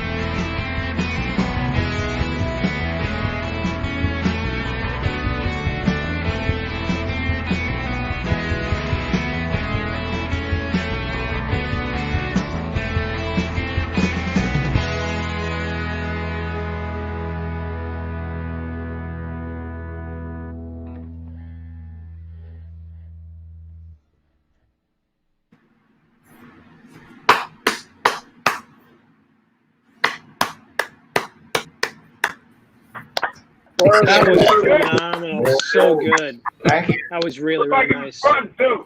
Yeah. Yeah, that video had plenty of shots of my crotch, so. You know what cracked me up was that cow puppet in the middle of it, in the middle of Lost. Oh, and it was yeah. all screen music, and all of a sudden there's cow puppet. I was like, this is awesome. Yeah, I think that's the most moving part of the video. Move. Let it go to the movies. Yeah. So that was Like we when the head came up like, yeah. Pretty cool. That's great. We recorded that a little while ago when we were a two-piece, Brad and myself. We since have a new member of the band, and hopefully we'll have some video here within the next few weeks to debut said new member, Meg. She's watching now, bass player, and so stay tuned for that. Very cool. That was impressive. Like all It the was cutscenes. It was nice. It had Yeah. like a real nice retro 1969 kind of a sound to it, and just the way the instruments really. It was really well produced. I liked it a lot. Well, thank you. That's all Brad. All I do is just record the tracks, and then Brad, the drummer, he's the one that mixes it all together and does all the video editing. And that's a tune by Radiohead. I don't want anyone to think that we wrote that. I wish we had. But yeah, that's a song by the band Radiohead. But it was a lot of fun to put together. And I got to use a bunch of different guitars, so I always enjoy that. Good Good job. stuff, man. Good job. That was really good. Yeah, it was good. Really cool. I like Dennis is in Hawaii as well, obviously. I had to go to Hawaii. Oh, The man. Hanapali. Tommy is in, Yeah. Yeah. Tommy is in let's see, the woods somewhere. He's in the I'm Shire. down. I You're got in the the shed Shire. that's still in the back. You know, Breaking Bad. I thought you were in the Shire. Yeah, exactly. He's in the woods of Hawaii, you know. Yeah, woods of Hawaii, down in Maui. I'm in the luxurious basement.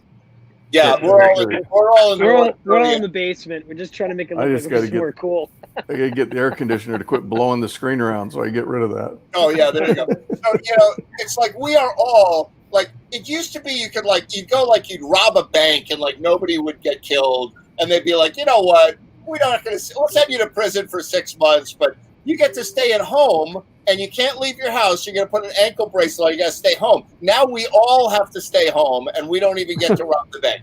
And that was cruel and unusual punishment at that point. That's right. It was like you got to stay home. I got to stay home for a year. What? You know. Yeah, it's like a blessing and a curse. You know, you can still do stuff, but you still miss being out of the real world. But you can still do stuff virtually, and you can still interact. But it's, just waiting. Well, just waiting You to get get back out a out there. lot. You go out to eat. You do a lot That's of stuff true. out in the real world. You know. I really do. I'm lucky. I actually Yeah. do get out quite a bit. You know, but I like to, like I said, I like to support. You know, I like to support as much as I can. You know, I'm in a good situation where I can do that. You know, not everybody's so lucky. So, Yeah. you know, just Yeah, trying to do I what think can. that's great. But me, I'm out in the middle of nowhere. I come back to Connecticut now, and the hustle and bustle, some Billy Foster guy will pull up behind me like, "Hey, dude, you're only going 75 on 95." Like, move over. I'm like, "Oh, God, I'm going back to Pennsylvania." Back to the PA. Have you noticed how fast people are going on the highway these days? I mean, I Yeah. rarely get on the Oh, my highway God. as to commute. I was on the highway. And I'm not a slow driver. I'm 75 in the left lane. This, that. There's some dude riding my butt. I'm going 75. It's not like I'm going really slow. And then he blows by me at 90. But everybody, now that there's not as many people on the road, now people are just flooring it, man. It's crazy. Yeah, I got 3 words for you to explain it. Ready? Grand Theft Auto. Okay. Yeah, probably. It's a video game Probably. My generation. favorite game. A video game generation, and they're like this guy, and I'm bad. I'm really bad. I'm in my Mini, right? And Billy knows the Mini is super fun to drive. It's like a little Yeah. go-kart, right? And Little so go-kart. it's sporty and it goes really stupid fast. And so I'll pull out in front of a truck and the guy is I'm going 85 and the guy is on my tail and I'll slow down so he can't get by me. The truck is right here. And then he's mad, right? So then he backs up, he goes to the other side of the truck and races forward. Then I race forward to the next truck, you know? Yeah, I do that. Yeah. So, like, I've done that. I'm playing Guilty as defense. charged. Yeah, I've been there. Yeah, I'm definitely Yeah. defense. I'm trying to keep everybody a little slower, you know? No. Well, I don't think I'm up on 95 at any time where at one point I don't hit 130 miles an hour. Wow. I know a lot of people that do I that. don't think I've been up there for the last 2 years. If I get it open, if it's late at night after a gig, I get an open thing, I gotta touch it. Crazy. Yeah, well, we all know about you, Billy Foster. We all know. Challenge accepted. We'll do that. You stand Challenge accepted. You racing for pink slips or what? Yeah. My last 3 speeding tickets were for 125, 115, and 118. Yeah. Now, Billy, correct me if I'm wrong. If you're going 80 miles an hour, don't they kind of like yank your license right there on the spot or something? Well, Double? here's the deal. Yes, it's up to the police officer's discretion. If you think you're in an emergency or whatever, but they're the ones that determine whether or not to take your license right on the spot and arrest you.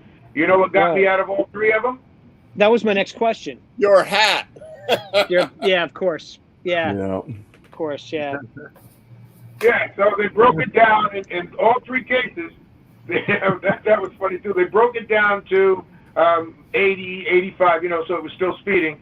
And then Right. in order for it not to go on my insurance, I had to take this class. Yeah. Yeah. They sent me to the class. All right, but when I went to the class for the 3rd time in a row, the guy in the class all of a sudden didn't like me anymore. It was 3 times in a row I had to go to the class, Slow learner.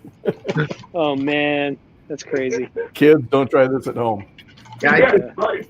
I took that class. I took that class once, and it was great because they take the points off your license.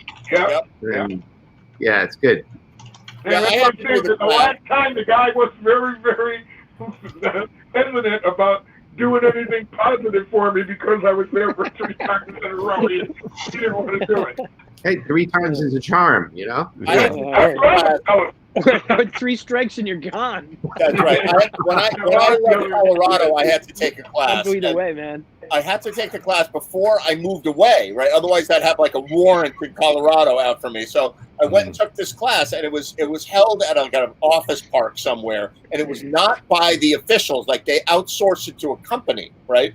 So first question, my arm goes up, right? First day, I have a question for you. I said, do we pass the class based on attendance or what we say to you? Like, can we say whatever we want to you and we'll still pass the class? And they're like, as long as you're here Saturday morning at 8 a.m. until 5 and Sunday morning at 8 a.m. until 5, you will pass the class. So I'm like, okay, I'm not sorry for what I did at all, right?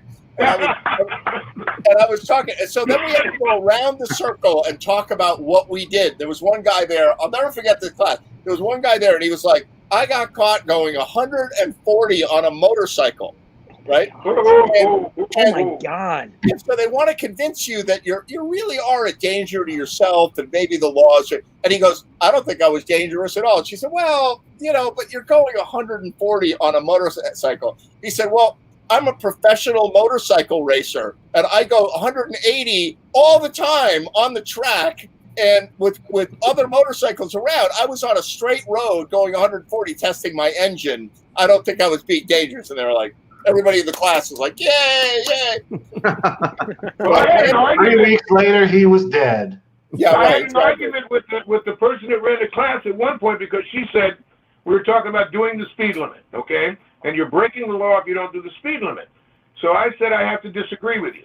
And she said, why? I said, because if you get on the highway, especially in a Mini Cooper, but if you get on the highway and it's doing 75 or 80 and you do 55, you're in danger. And you're endangering other people. Keeping up with the traffic. If the traffic is speeding, stay with the traffic. And she disagreed with me, and I said, I'm sorry, that's just safety right there. You just stay with the traffic, I agree with that. When I've been on 684, if you're not going at least 75 miles an hour, people run you off the road, and it's dangerous because people blow by you. And that's I was last weekend I was on the Taconic up past Bear Mountain, and Oh yeah. these bikers came by. Literally, they must have been going 120 miles an hour. I mean, and it wasn't just one bike; it was like 12 bikes.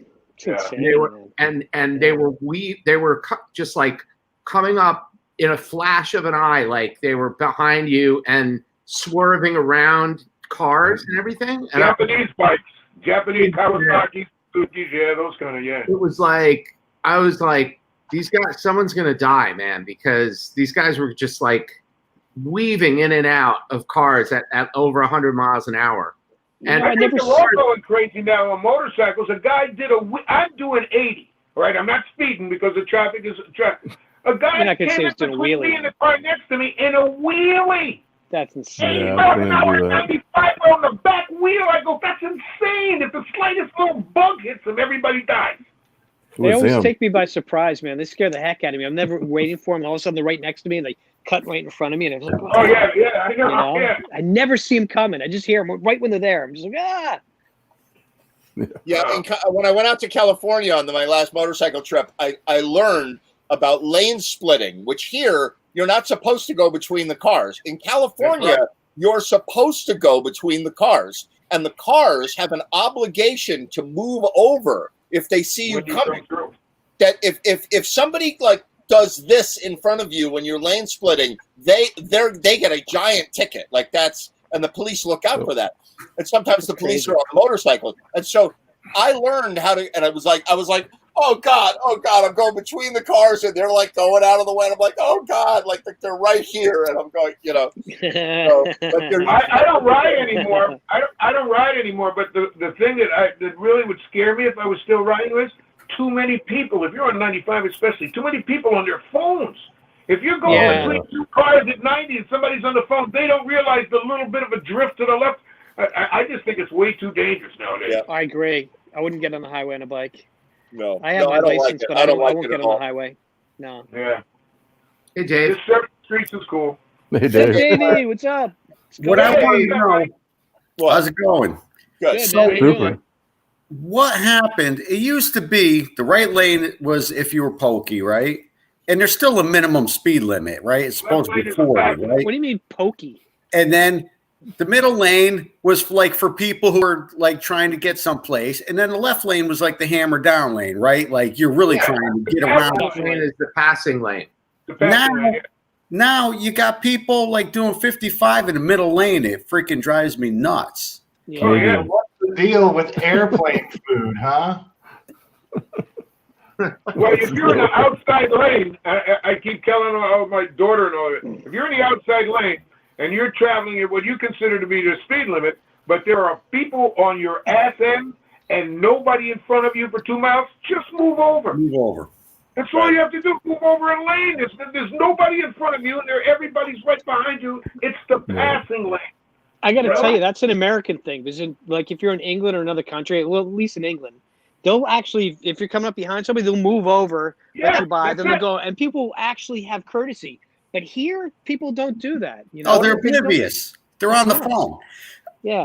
You'll get a ticket in Europe on the Autobahn. If you're in the fast lane, you get a ticket if you don't. Better be going fast. Yep, that's right. Yeah, I think you should, because I mean, people get impatient, you know, and it's like, come on, move over. It's common courtesy, you know. But now when I got caught doing 125, I told him I thought I was on the Autobahn.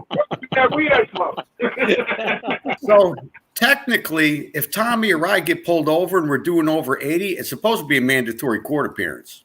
Oh, really? Yeah, we just talked about that. It's That's reckless. discretion of the officer, but yeah, you're right. It used driving. to be. Well, no, because we have commercial driver's licenses. Oh, that's no major difference. Yeah, But I thought it was that. I mean, we've got commercial driver's licenses, but I thought that even if you didn't, that would still over 80. That was like where the cutoff was, where it's reckless driving. You have to show up. For CDL drivers, over 80 is a mandatory court appearance. Wow. And it is really at the discretion of the trooper because he doesn't want to go to court. Yeah, that's So right. unless it's really egregious and you're like being a real dickhead, they probably aren't going to drag you to court, but it's not good. Yeah. But who drives less than 80? Yeah, right. That's what I mean. The average speed is 80. Right. I got trucks here in Pennsylvania when I'm coming back. The first hour of the trip before I get into like 287 and 995 and all that crap. Out here, there's not much going on, but every once in a while, there'll be some truck behind me going 85, 90, down on mountain. And I'm like, oh, God, I'm in my Mini. You're like a fly. It's like a total fly. Up you go. Just bad. Oh, my yeah, God. but you're right, Dave. The average speed is 75 to 80 at 95 on 95 now. That's way that they travel at that speed. So you got to keep up with it. Right. Yeah. All right, I'm going to show a video. Okay. You ready? I'm going to show Mike Baumwall practicing. How about that? Sure.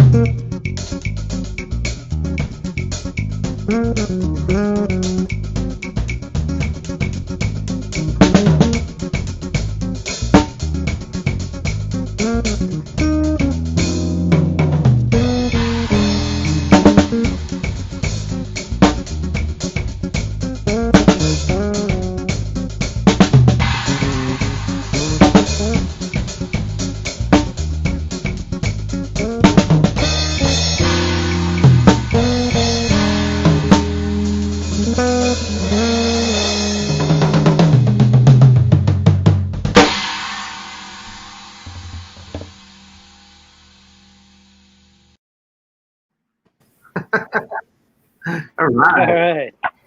Nice. Now imagine Wexler doing that tune. What's that? Just imagine forget Wexler. about All the talent is there, but imagine the volume. You would have never heard the guitar. You would have never heard anything. Oh yeah. Well, I love the Latin percussions. You know. Oh yeah. That was a good groove going. It's fun. It's fun stuff, man. For me, you know, one thing about this pandemic is like the other day I was driving around. I was like, what did I learn over the past 8 months or 7 months? You know, it's been, what has it been, like 7 months? Easy. Yeah. 25 weeks. I'm like, 26 weeks, 27 weeks. 27 weeks. Yeah. I've actually developed like a whole new skill set. Like I know so much more about recording, about video, production. I'm learning from Ed about audio, audio engineering, and just a lot like enhancing my playing by doing these videos and stuff and practicing. So you got to look on the bright side, I guess. As I said from the beginning, all the things that hold us back, this gives us the opportunity to do so much more that we never really focused on. Because now we're like this. I think everybody learns from that. There's so much more we'll take with us when we come out of this. The That's true, possibilities man. are limitless. Couldn't even tell you how many new songs I've learned. It's been crazy. And then working with different people, usually taking myself out of a comfort zone and working with guys that I don't usually play with and stuff. It's been kind of cool. Listening to all you guys, I've learned a whole bunch of people I want to play with. Awesome. Yeah, far out. Yeah, it's true. I normally have way too much on my plate, and I can't possibly get everything done. It's a miracle, even with all the jams running and all that stuff that I was playing in bands and doing projects and teaching and all. Now I'm not getting to my maximum level of what I could be doing. So I'm catching up on sleep, and I'm catching up on TV. I never watch TV. I'm like, oh, well, Ben, you watch another series today, Yeah, But, for me, the collaborative videos are great. It's going to be so weird when we all get together and play music live. Like, we're not going to know how to do it anymore. I don't know if I can do it. How do you? Going to be a lot of fun. How do you play music without a click track now? I'm like, I don't know if I can keep time anymore. I'm just like, I'm so used to having stuff in my ear. It's like, okay, can I play by myself? I don't even know if I can, Speaking of a click track, hey, Henry, are you there? He is the human click track. Can you hear me? Yeah, I can hear you, but we can't see you. We can't see Camera's you. off, bud. Is it too dark or? No. No. Your camera's off. I don't think you turned your I'm the camera one on. that's too dark. We just can't see. He can't see. All it, right, let me see if I can find it. Unless you are a circle with a little gray guy in the middle, then You're a meme. You're a meme. you may have to log back in. Do you want to try doing that? I could try that. All right. I'm going to kick you out, and we'll keep talking behind your back. All right. Well, listen, before things get really busy again, what you need to do, Ed, is go sail your McGregor. How long you had that boat now? Have you sailed it? No, the problem is I had to move twice. I've had a really crazy, forget the pandemic. I've had a crazy couple of years. You know where I want to sail that McGregor? I want to take it out in the Hudson River and sail, because that's sort of between here and Connecticut. It's not that far, like an hour from me. And around West Point and the stretch like around Bear Mountain. I'd love to do that. There, beautiful. Yeah. So if you feel like taking a day off and come out sailing in the Hudson River, I'll meet you down there. Anytime. That's what I've been doing with my time lately. I kind of immersed myself in it, and I'm having a good time. So what's that sailboat you got? That's a British boat, right? Yeah, it's some little thing I got off of Dave Lindsay. It was in the weeds behind his house. It was complete. He had all the parts. The sail's in really good shape. All the like the few pulleys and the mast and everything was really good. I just had to buy new lines for it. So I went to West Marine. I bought like $100 worth of rope, rigged the boat, and I've been taking it out behind the Coast Guard base at Cat Pasture. And it's a hoot, because Is it really tippy? Is it really like, whoa, Yes. First day out was capsize practice. Right. Right size the boat. But then the second time out, it was light winds, got the hang of it, and now every trip is better. Like, I like more and more wind, so like 10 to 15 is exciting. It's a wet ride. You're not going to stay dry, but you're not supposed to. Yeah, and it's a lot of fun. You just got to be careful with that whole jive thing. Yeah, that boat will knock you. That boat will knock you on your ass and put you in the water. You got to be careful about that. You're wearing life vests and all that, right? Yeah. Does it have like a big center board? It's actually with the center board down. It's got, I think, like 24 or maybe 30 inches of draft with the center board down. So there's a little sandbar back there. If I'm not careful and the tide's starting to come down, I'll bottom out on the sandbar sometimes. That's funny. So yeah, it's got a decent center board. Like I said, I think maybe 24 inches. I used to have a laser sailboat. Right. So this is a little shorter, but it rigs like pretty much the same. Right. Yeah. So like with that centerboard, I used to take it out and purposely capsize it, just so that I knew like how to get it back up, you know? Yeah. Oh, this is a very easy boat. It's made of polypropylene. It's not made of fiberglass. So the boat only weighs about 100 pounds. Yeah. All I do is just reach up and grab the dagger board and pull it down, and the boat pops right back up. Yeah. The hard part's getting back in it. Right. Yeah. Yeah, you need to get wetsuits for that. Dry suits or wetsuits to sail that thing, you know? Oh, I got it. So I have a story. My friend Evan is a really avid sailboat guy. And he's got it's a pretty big boat. It's maybe like 25 or 30 feet long sailboat. And he lives near Piermont. Yeah, beautiful. Right over on the Hudson River. So we went out on the Hudson River a couple of years ago. And as we were pulling in, we had a nice time. We spent the day. And then we were pulling into the marina area, and we put the anchor down just to hang out. And it was really hot that day. And I was like, I'm going to jump in. I'm just going to jump in and cool off, you know? So my friend Evan is like, well, you know, watch out, you know, because of the current. And, you know, I was like, oh, you know, I'll be able to handle it. So I jumped in, and within probably like 2 or 3 seconds, I was 15 feet away from the boat. And I started swimming as hard as I could. Oh, no. You know, like no headway, right? It was like I was not going anywhere. And he threw me a rope. And I pulled myself back in, but I was like, I'm never doing that again. Yeah, I've got stories like that too. You got to be really careful because, you know, we're not supposed to be out there at all, and you have very, very little margin of survival, you know, in the water. Yeah, that Hudson River's no joke. Absolutely. The Long Island Sound. One time, I had to bring my boat out to the mooring, and it's April, and the water is, you know, really cold in April in Connecticut, and I had a girl with me, right? And so I was like, oh, let's go out while I take my boat out. So I have my inflatable with its little motor, and I towed the boat out to the mooring. This is my little boat. I towed out to the mooring and get it all hooked up to the mooring. But as soon as we hooked up to the mooring, and then I went back and we hopped off onto the big boat, we were like, what a beautiful view. And I look over and the inflatable is drifting away. And there were no people out there, and it was like sunset in a half an hour. I'm like, oh my God, we're going to be stuck out here. So I whipped my shirt off and I dove in the water, right? So as soon as I hit the water, I was like, I think I'm going to be dead. Like the water was so cold that I was like, oh, right? So, but then the wind was blowing the inflatable away and the current was blowing both of us away. So I was like, I've got to get this inflatable. I swam like crazy. I got to it.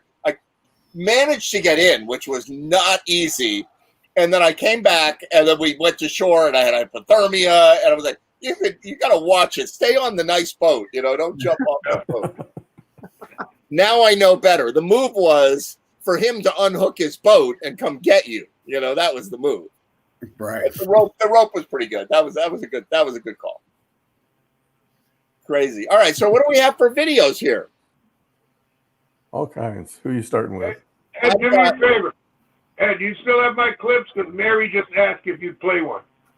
Yeah, I've got some clips. Absolutely. Let me whiter shade of pale? Let me go see what I can find. And in the meantime, this one says smells on it. So I'm going to play that one. Yeah, that's us. Yeah, we smell.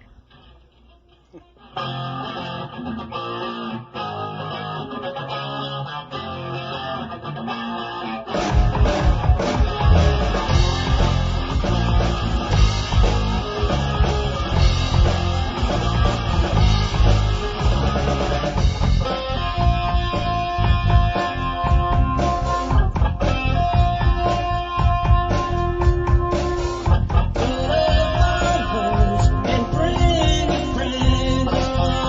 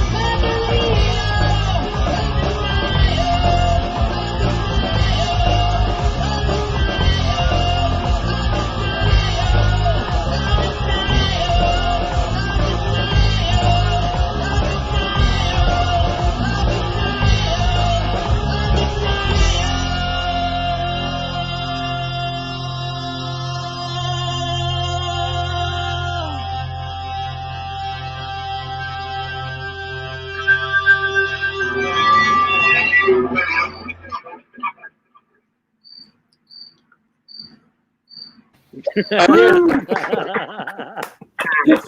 somebody put crickets in there at the end? That would be me. Probably. Dennis, That wasn't you. me. Somebody's That was- doing it. I'm That wasn't responsible me. for all the non-noise that goes along That's with really funny. I heard crickets. Actually, It that's was crazy.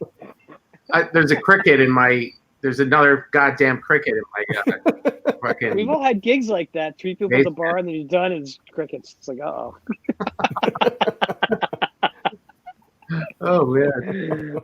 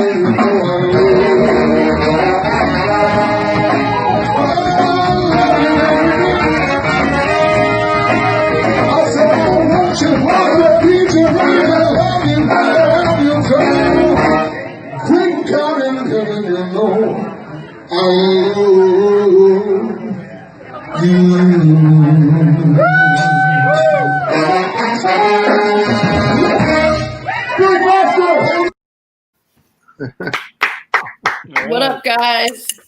Hey. Kind of good. What Hey. up, Sherry? What's going on? Nothing. Just hanging. Nothing. Just hanging, chilling. Yep. You're up. That's good. Congratulations on your something you had like your certificate or something. Yeah, but it was just a recertification. Like I've been a music therapist for 10 years already, and but you have to recertify every 5 years. Okay, congrats. Good. At least you didn't forget everything or something. Yeah, no, I got it. Yeah, but you do have to, you have to maintain your credits and stuff. So that's it's always hairy to make sure you get those credits in. So is that a Berkeley recertification or just like a regular person recertification? It's a regular person recertification. Oh, come on. No, it's you graduate from school. Like I graduated with my undergrad, and then you have to pass the certification exam to be a board certified music therapist. And so I passed that exam 10 years ago, but you have to recertify every 10 years, every 5 years by accumulating continuing education credits. So Berkeley did help with that because I got a lot of credits from getting a master's degree in the past 5 years. Yeah, right. Exactly. I hope it count. Yeah. Yeah, exactly. So how you been doing? You got a ukulele? Yeah, I don't know how to play anything though. No, come on, play something. All right. I think like you guys are kind of out of sync. I think. Hang on, I gotta go grab one. Yeah, I think there's a lot going on here. I'm gonna try to figure it out. I'm gonna play a video in the meantime while Sherry's getting ready. What am I gonna play? What am I gonna play here? I've got like a million videos, but they're never the ones that I want to play. But oh yeah, I'll play this one. Here we go. Check this out.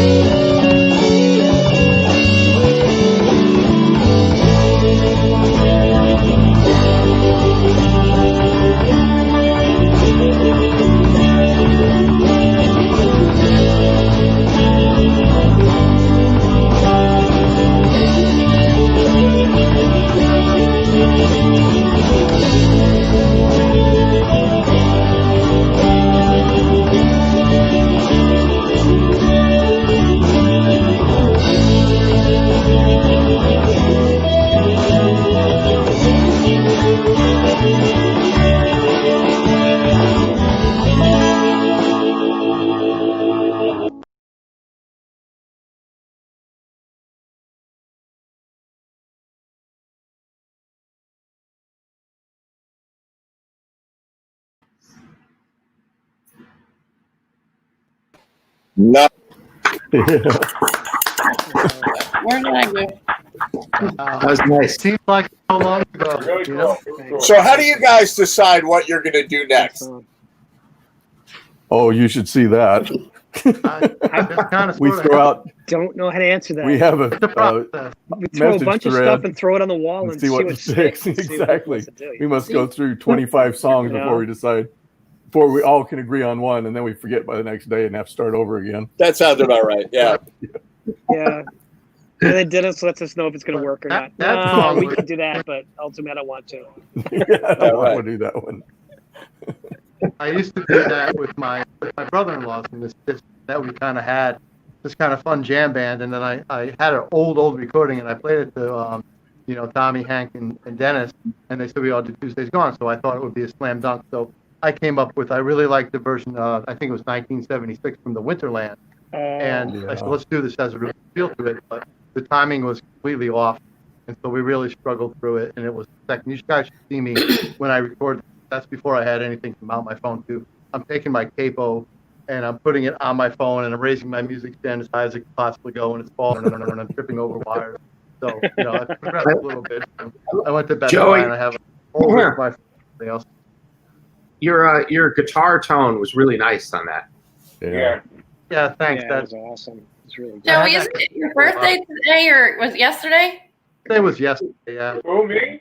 Happy birthday. I won't, so much. I won't say the word that Happy Ed's birthday. gonna find Yeah, me happy for birthday, saying. I Joey. know what it is, Happy birthday, Joey. and I won't say it. 'Cause Ed's gonna fine me $5 for using the word. I won't use it. Don't use the word. I won't use it.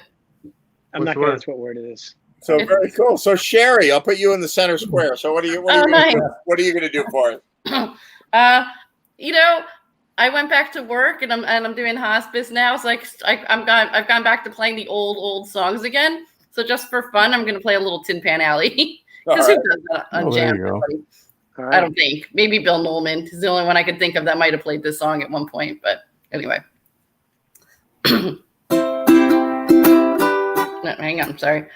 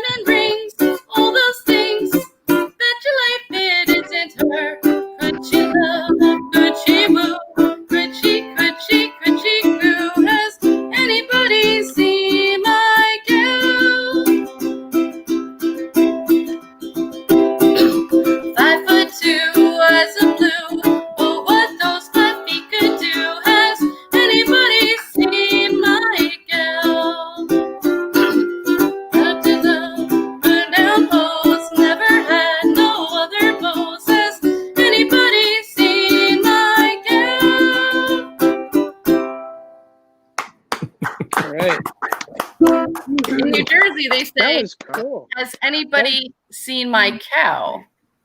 My cow. No, they don't. They do. Could she moo? Has anybody seen my cow? Really? Sherry, how old is that song? Is that like the 1930s or 40s or something? It sounds like It's a real like before, throwback. like 20s. Yeah. Wow, that's cool. I feel like people would like dance in the Charleston, like Yeah. Oh, yeah. like the whole feel to it, you know.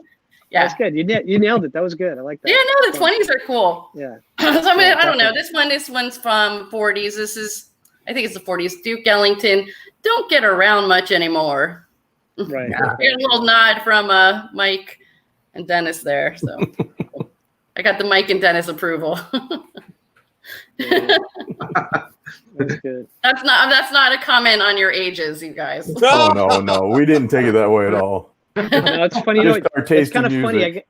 I got nostalgic. My grandmother grew up during the Roaring '20s, and she used to tell a lot of stories about the speakeasies and Oh, that's you know cool. the gangsters riding like the side of the cars with the Tommy guns and the fedoras and all that kind of stuff, and you know, and what it was like to kind of grow up in New York City and during the Roaring '20s, and it was kind of cool. So when you played that song, kind of reminded me of my grandmother a little bit. Oh, So I thought it nice. was That's really cool. I enjoyed it. Yeah, it was nice. And I don't know, maybe I'll do like a whole like repertoire of like Tin Pan Alley and 1920s because it's such an underplayed genre of music. You should, and you should That do would it in be cool. costume too.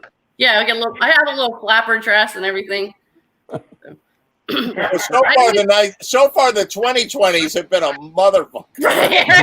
They sure have. The roaring, screw the Yeah, man. 20s. Wow. Oh my god.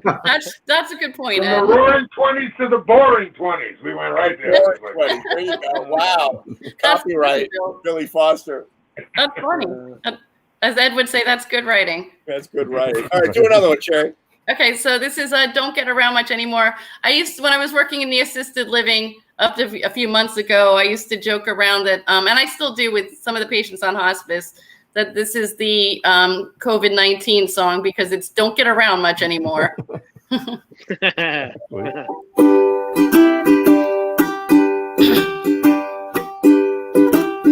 Missed the Saturday dance. Heard they crowded the floor. Couldn't bear it without you. Don't get around much anymore. Thought I'd visit the club. Got as far as the door.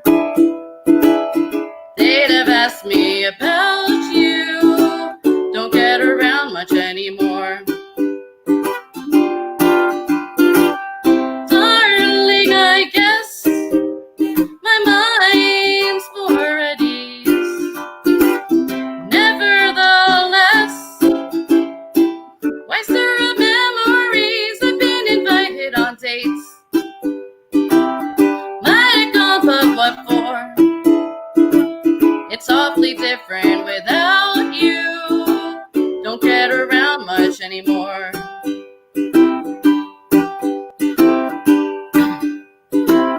Missed the Saturday dance. Heard they crowded the floor. Couldn't bear it without you. Don't get around much anymore. Thought I'd visit the club. Got as far as the door. They'd have asked me about you. Don't get around much anymore. Darling, I guess my mind's more at ease. Nevertheless, why stir up memories? I've been invited on dates. Might have gone, but what for? They'd have asked me about you. Don't get around much anymore. Awfully different without you. Don't get around much anymore.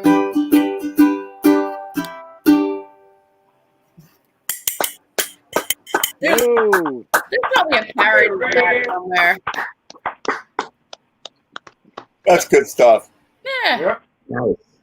So you're playing a lot of that stuff. So let's see. The old people that you play for, were they even alive then? Well, you know what? Like, I don't like, a lot of the older ones that I see were born in the 1920s. Oh, okay. But I'm not sure exactly when Tin Pan Alley made a comeback because I feel like they listened to that when they were growing up or maybe in their teen years. But they really resonate with it even still. And it's really interesting, because I've worked with people who were on hospice before, who were in the assisted living, but I never done exclusively hospice. And this is exclusively hospice. And I used to work exclusively with dementia, but that's not the case with the people that I'm working with. So some of them are totally cognitive, and you're able to have full conversations with them, and they just have some type of terminal diagnosis. Most of them are elderly. I know there's some people on our census who are a little bit younger with, unfortunate cases of cancer and things like that. So I'm still building my caseload. I see about 10 people right now, and I'm hoping to increase that over the next couple of weeks. So every day you see 10 people? Or? No, I see 10 people a week. Oh, right. But today I had one person who I saw in Stamford, and then another person in North Ridgefield, and it took like 45 minutes to drive there. And then plus I document on each case after. So I get paid for the driving, the documentation, all of that. So I might spend like 45 minutes with the person, then drive 45 minutes to the next person, and then document for, 15, 20 minutes on each person. Yeah, sure. And then get back home at some point. That's kind of like when I used to run the jams. I spent half the time doing the jam and half the time writing out documents on everybody. You're right. I would love to read that. Like, here's what Billy Foster did tonight. Here's what Sandy Coughlin did this tonight. Oh my God.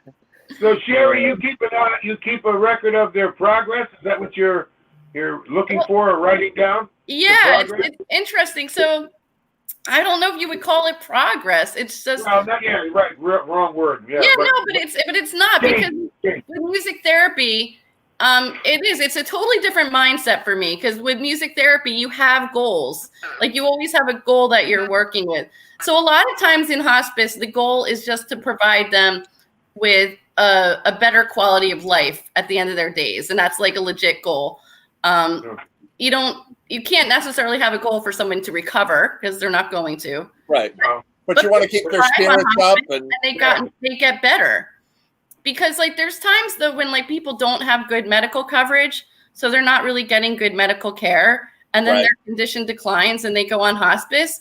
But then hospice gives them such good quality care that they end up thriving, and then they don't need to be on hospice anymore. Right. Wow. So that's happened quite a few times. They call it graduating, that you graduate from hospice. Wow. That's The pretty cool. psychological aspect of that is if, like with my mom, and I believe it with most people, when you get to that point, when you decide to give up, if your whole self or what's left of it isn't into it, you can just fade right away. But if you have something that keeps you moving, going, listening, involving, yes, you can take you down the road a little longer, without a doubt. Yeah, and I do believe that people, to some degree, can choose when they're ready to let go. And I remember when I worked at Waveney. This was years and years and years ago, when they had the day program. There was an Indian gentleman, and he was like cool as a cucumber all the time. He was the calmest person you've ever met.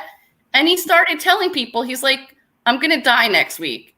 Just calm, just like he's telling you he had a hamburger for lunch. He's just like, I'm going to die next week. And then he invited his family over for dinner over the weekend. And he's like, you guys might want to come for dinner. I'm going to die next week. And then he died that week. Wow. Yeah, I don't know. Wow. I don't know how he knew or what. He wasn't particularly ill, but he just knew.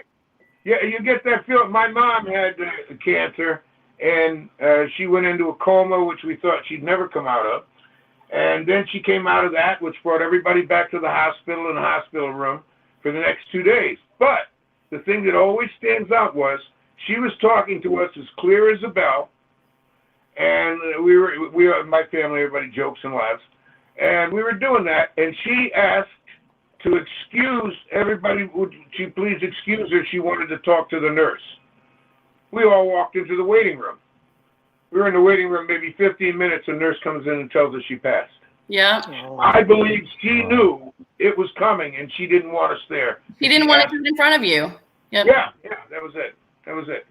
So I think they can, when they kind of know it, I think they can just say, okay, that's it, and let go. Yeah. I hear stories like that all the time. And there was one time, fortunately the woman didn't pass that day, but this woman was very close to death, and her daughter was staying by her bedside. I don't even know if her daughter really went home to sleep or eat or anything that much. And, we'd bring her food and whatever. And and then I was like kind of doing my rounds for everybody, didn't like going and doing music therapy. So I went to this woman's room and asked the daughter if she'd like me to come in and do some music therapy. And she's like, yeah, you know what? She goes, that would be great. She's like, I'm actually going to step away and call some people. She just felt relieved to have someone else in the room. Like I was kind of hoping the daughter would stay. We could do something together. But she left, and I was like thinking, oh my God, this woman's going to die now. Cause like her daughter just left the room, and she didn't. She stayed on another couple of days, but I was so nervous that she was going to die and I was going to be the only one in the room. But yeah, it's interesting. But you know what, for me, it's just like, I really always considered it, even when I worked with dementia, just an honor to be at the end of somebody's life. And yeah, special. And to not dwell on like how sad it is or anything, to just kind of go in there and bring some music and make it joyful and, you know, whatever I could do. Well, I don't know what the portion is. I don't know what the proportion is, but I'm sure there's a great many people that you're with that if it weren't for you, there is no real connection at the end of their life. That's true for people. And that makes a major difference. Well, and that's when so like, you know, on this computer software that we use, there's a lot of like pre-formatted goals for music therapy.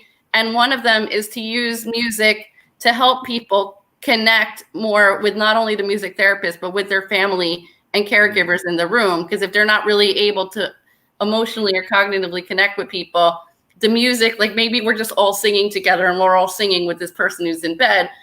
Yeah.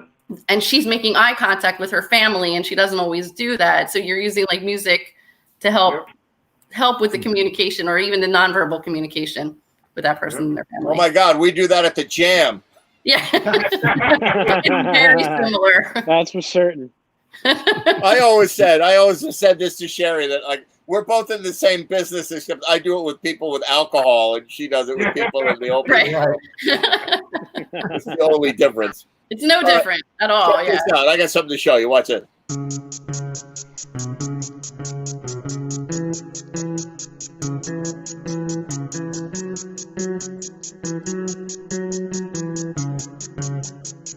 Can't keep my hands to myself. Think I'll dust them off, put them up back on the shelf. Keeps my little baby girl is in need, and I'm coming out of left field. Ooh, I'm a rebel just for kicks now. I've been feeling it since 1966 now. Might be over now, but I feel it still. Ooh, I'm a rebel just for kicks now.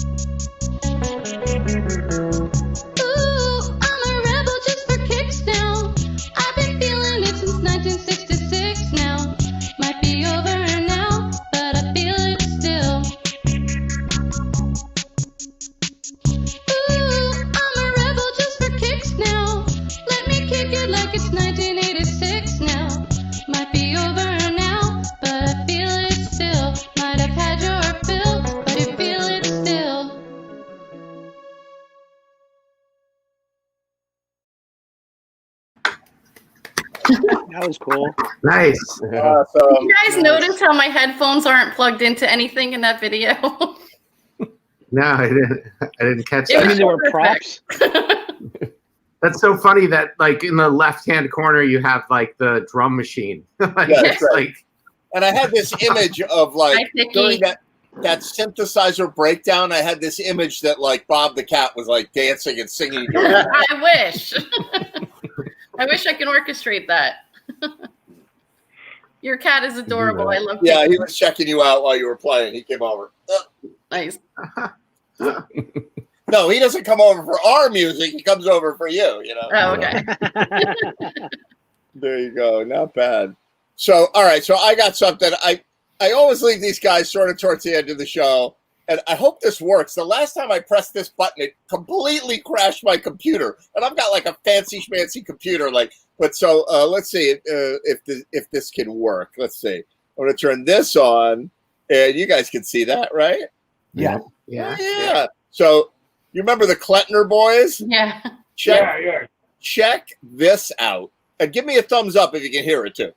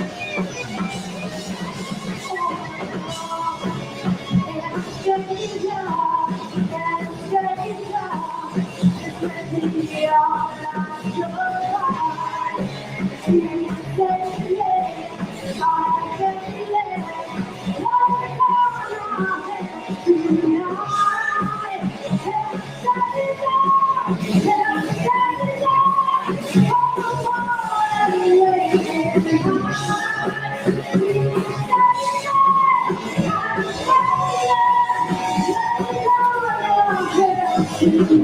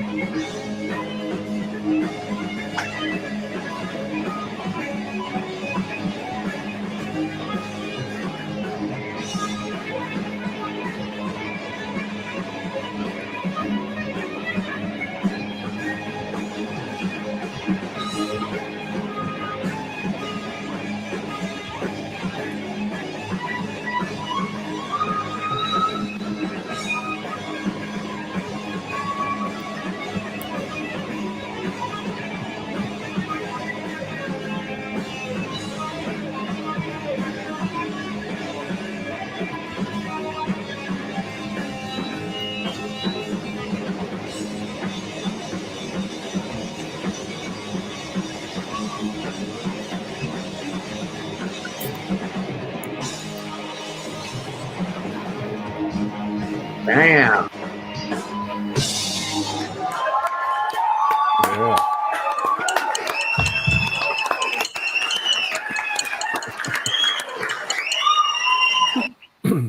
Wow. Wow is right. Bunch of young kids. These kids are all going to wind up with gigs like at Cirque du Soleil and stuff, right? They're going to be like the next Trans-Siberian Orchestra. Right. Just Do you know if it's an original song? I don't know. I've never heard it before, so I bet you it is. Yeah. It might be, yeah. Like you got to go to Berkeley to get those things. Like, you know, like wow. And Justin Bryan, born about 5 minutes ago. Yay! 9 pounds. 9 pounds, something else. Oh wow. So I Congrats. guess you're not allowed in the hospital right now. Well, if you have in a car accident, it's the only way you can actually get inside, you know, to do anything. Yeah, you can't go up where the baby's born, and if you are, like if you do go in to have the baby, you can't leave and come. You know. Wow. Okay. Congrats. But I remember when my niece was born, the whole family was in the waiting room, but I guess you can't do that right now. Oh yeah. No. Oh yeah. No, you can't do that. That's good. So what's his name? What's his name? Justin, I guess she stayed with the Jays. Jade, Jayla, Justin. Oh, nice. And Brian, after my youngest brother who passed away, Brian. Oh, nice. Very nice. Fantastic. That's great. Did she So send when you I a get some picture? pictures, I'll send them out to everybody. Congratulations. That's pretty good. Congratulations, man. Yeah. And your daughter's doing all right? Did she send you a picture? No, she hasn't been able to yet. She had to get an epidural, so Uh-huh. I'm sure she's still buzzed. And Yeah. the baby had a little bit of quick breathing. Uh-huh. We just got to put him over to check on him, but I'm sure that had something to do with the epidural. So in a little bit of time, they'll put them both back together. When they do, he'll take a picture, send it to us. I'll send it to you guys. Right. Cool. Only your grandson Billy would come out high right from the beginning. Yeah, that's what I said. All right, buzzing cousins. That's fantastic. Congratulations. Yeah, That's going to happen right here. Yeah, that's it. That's so cool. You know. That's amazing. Oh, I don't have anything to drink. I'm gonna go get a shot of Patron right for you, Billy. And for I'm going to your play this. We're going to have a toast right after this.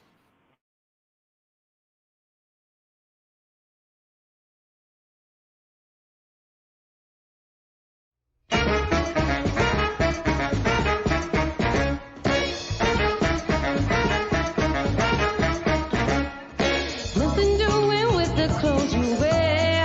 It's not about the way you comb your hair. Gotta pay the dues just while you can. Got a line of views to pay the man.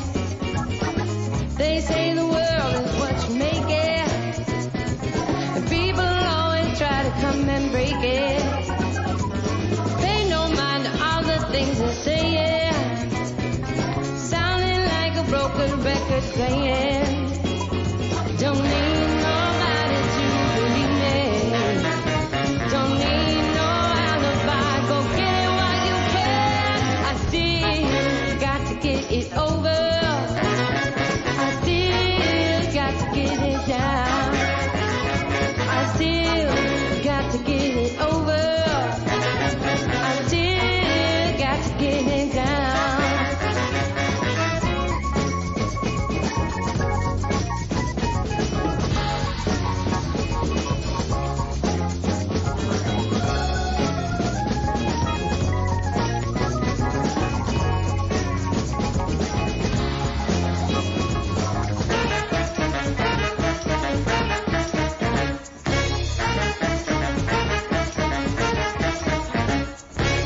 It's not the game, it's how you play it. It's not the word, it's how you say it. Do my thing, keep the money paying. Only one, and this is where I'm saying. Don't need nobody to believe me. Don't need no alibi. Go get it while you can. I still got to get it over. I still got to get it down. I still got to get it over. I still got to get it down. Yeah. Yeah. Oh, yeah, yeah. Oh, yeah. All right. Oh, yeah, yeah.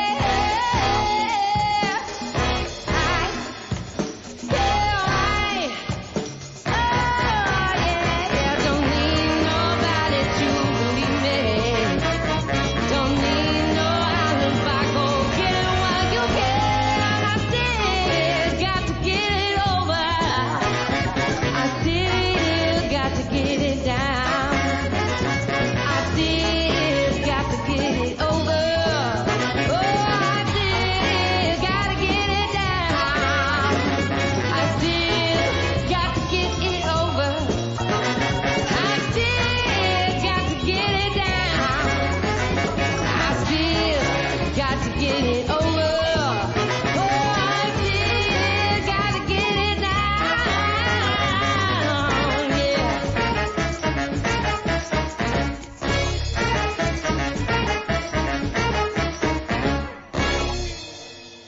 And that's it.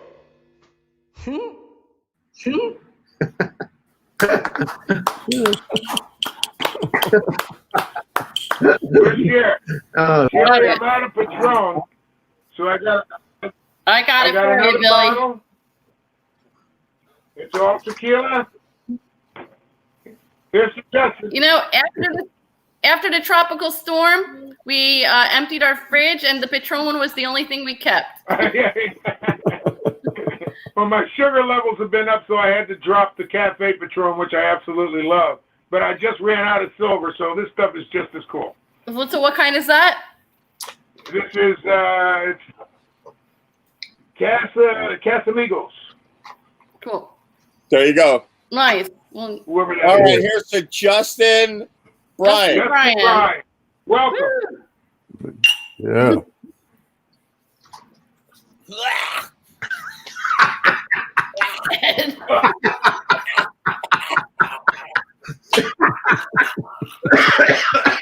Yeah, exactly. Ed's never learned to drink alcohol. I love it. Oh my God. I'm like only one step behind you, I Ed. got no chaser. I got like my soup as a chaser. Like, here's my soup. Oh my God. Oh my God. What was in that? You know that? Yeah. This was British Navy rum. That The means British to go with Navy, some, like, they made cooling this or in something. 1971.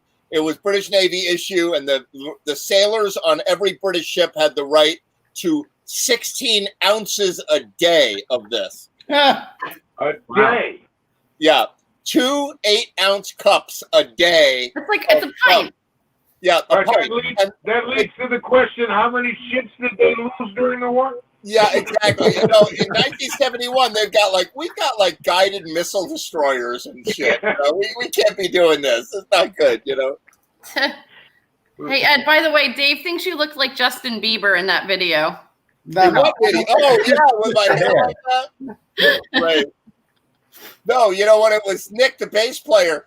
We got his track first, and Nick was like doing this into the camera. He's like, no, he's got a great bass I gotta face. do something to one up that, I loved how Andrew was playing the teapot behind him. Yeah. It occurred to me while I was watching it today that was probably some like $5,000 antique teapot. Now it's like completely ruined, Carl was like, "What did you do?" Well, speaking of collab videos, I don't know if you've seen Jimmy Fallon's band The Roots. They've made some collabs where they're all playing household instruments, like literal pots and pans, sneakers. Yeah, they're playing whatever they have around. Yeah, I swear to God, we used to do that growing up. If we'd be, let's say there'd be 6 of us in a room, guys and girls. Somebody would walk up to one piece and go, yeah. And then somebody else would pick a beat on a piece of glass, think. We used to do that all the time, make a concert out of the different noises that the room provided. Just like that. Yeah, we got to work on that. We got to do that. Well, Billy's got it. I've seen Billy do it at the jams. I think I saw Billy play a cob of corn or something at the cob. A French fry. Yeah, a French fry, a piece of cake. Although Billy's famous thing is playing a Budweiser bottle with a drumstick during Santana, and one day didn't you shatter one of the bottles? Yes, and the bad thing was I was walking around as I was playing, and when the bottle shattered, it was at this table. It went all over this girl. I stopped doing that. I remember thinking, one of these days, 10 years went by, one of these days that bottle's going to break, and boom, there it went. Well, I'll tell you the truth. We actually, literally went from Heineken to Miller Lite. We tried all the different bottles of beer. Budweiser just seemed to have the ding, ding, ding, ding, ding, ding. It just had that sound. That's why we stuck with Bud. That's funny. That's great. All right, I'm going to have another drink after this one. That drink felt pretty good. I'm going to play this.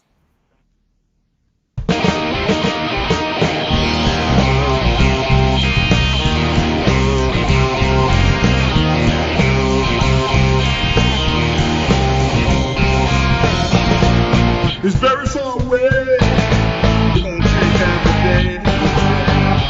Yeah, that's if you travel by my dragonfly. No, it's not in Spain. The only thing, it's a movie name. It's just right. Hang on, my darling. Hang on, if you won't go. Place and you just come get a taste of some of this Spanish magic. The clouds are really low and the flow like cotton candy, battle brown, red and brown. It's all in your mind. Don't you think those battles, baby? Just come on ahead and spend some time.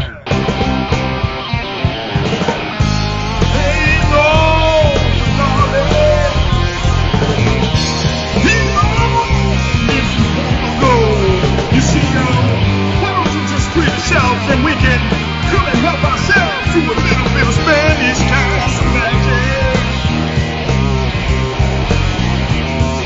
Yeah. Come on, man.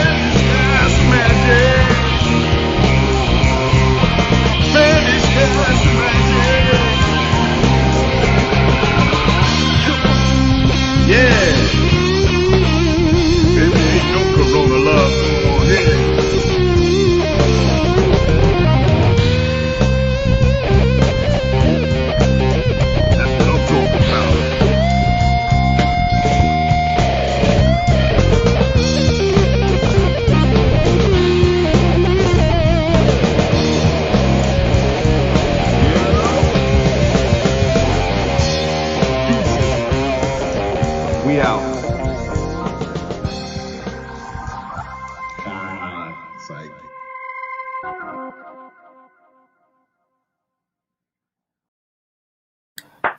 There it is. That was awesome. We out, Psych. That was so cool. Tripping on that drink that I just had. And No, you're it like was- a it was real. 13-year-old who's drinking for the first I'm time. like, I'm holding on to the table. You know, I'm like, holy God, I only had like that much. Here, have a hit. Have a hit. That was What is great. that? Oh, yeah. No. That's Jay- no pen. JR, the singer on that one, we have a video in the works right now, and he's going to be doing the lead vocal on it. Oh, he's awesome. And Yeah, he's really good. He's got that Hendrix feel to when he was doing it too. You know, really cool. Yeah. Yeah, he's a natural. He's fun. He's a good. God, what's going Yeah, on? he over played here? that rap one with you, Rapper's Delight, that we did that one time. Oh right? yeah. Yeah, that was a good Hey, one. That was fun when we did that live. Yeah, Yeah, a that lot was of fun. good. That was really good. So what else do I have here? I don't know. I gotta have something else to play here. Gotta have another drink, right? Well, play for Mary. Play that Whiter Shade of Pale. That's what Mary wants to I don't see it here. I got Paul for have one it? second. He I says, gotta have another drink and then I'll find it. All right. Oh my God. Yeah, I'll yeah. find it. He's looking a little more pale now. Give me one more drink and I'll find it. I said that in so many things. It's unbelievable. Exactly. Unbelievable. Let me see. Who have I got here? Oh yeah, I'm gonna play this. All right, here we go. Cheers. Justin Bryan. Justin Bryan. I ran out of alcohol. Woo! We're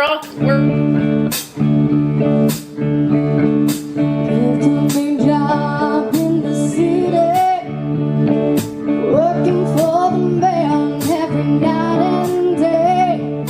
But I never lost 1 minute of sleep, worrying about the way things might have been.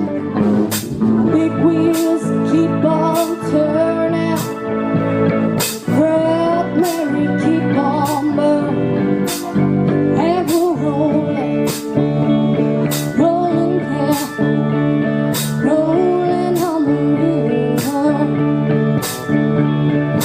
Cleaned a lot of planes in Memphis, pumped a lot of pain down in New Orleans, but I never saw the good side of the city till I hitched a ride on the Riverboat Queen. Big wheels keep on turning, Proud Mary keep on moving, and we're rolling, rolling down,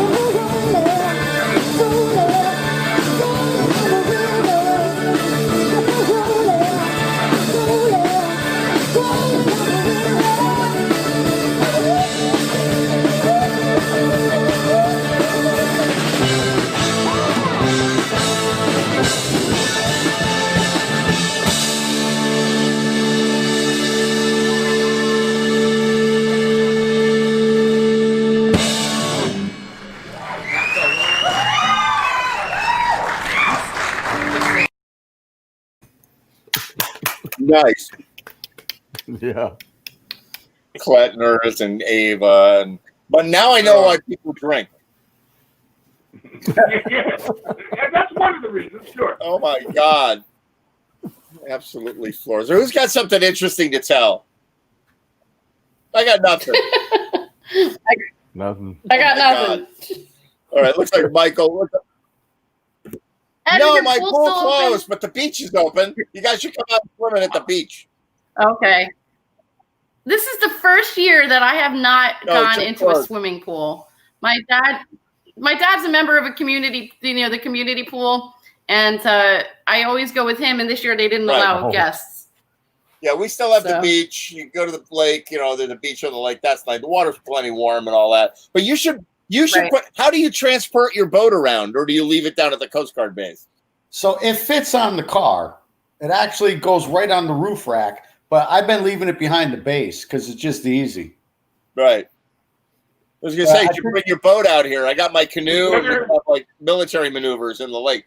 Could the weather hurt it where you That'd be keep fun. it, Dave? Could the weather hurt it where you keep it? Oh no, I'm not going to leave it there for the winter. When I'm done sailing for the season, I'm going to bring it home. Oh, okay.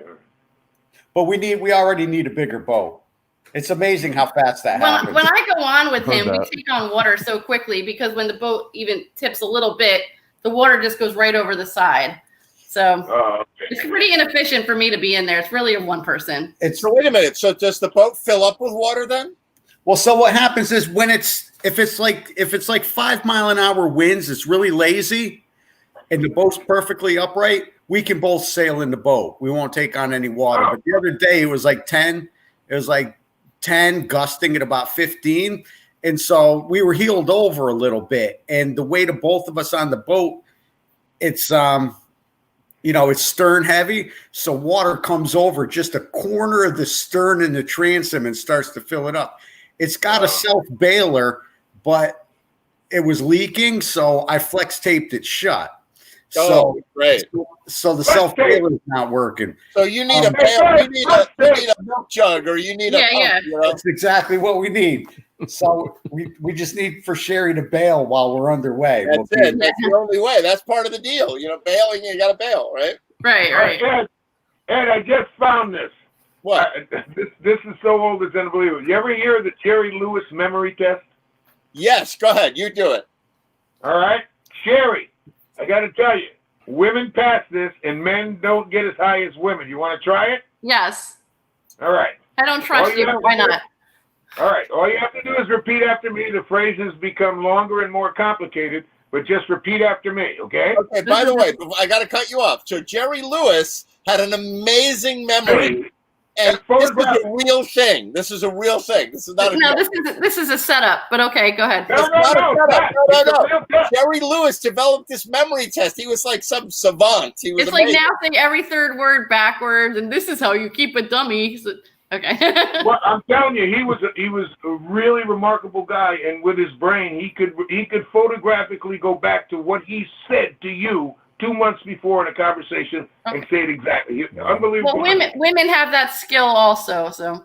Right. Yes, but I'm saying women Remember pass on March 3rd at 2:15 p.m. You said. You said you would. But women pass it way more than men do. Women get on the average of from 6 to 9 on the test. Only 2 that have ever passed it were women, and men are on the average of from 4 to 6. Okay, on the let's test. try it. All right, you ready? Yep. Okay, basically repeating after me. Okay. One hen. Wait, One what? hen. One hen. One hen. Right. One hen, 2 ducks. One hen, 2 ducks. One hen, 2 ducks, 3 squawking geese. One hen, 2 ducks, 3 squawking geese. One hen, 2 ducks, 3 squawking geese, 4 limerick oysters. One hen, 2 ducks, 3 squawking geese, 4 limerick oysters.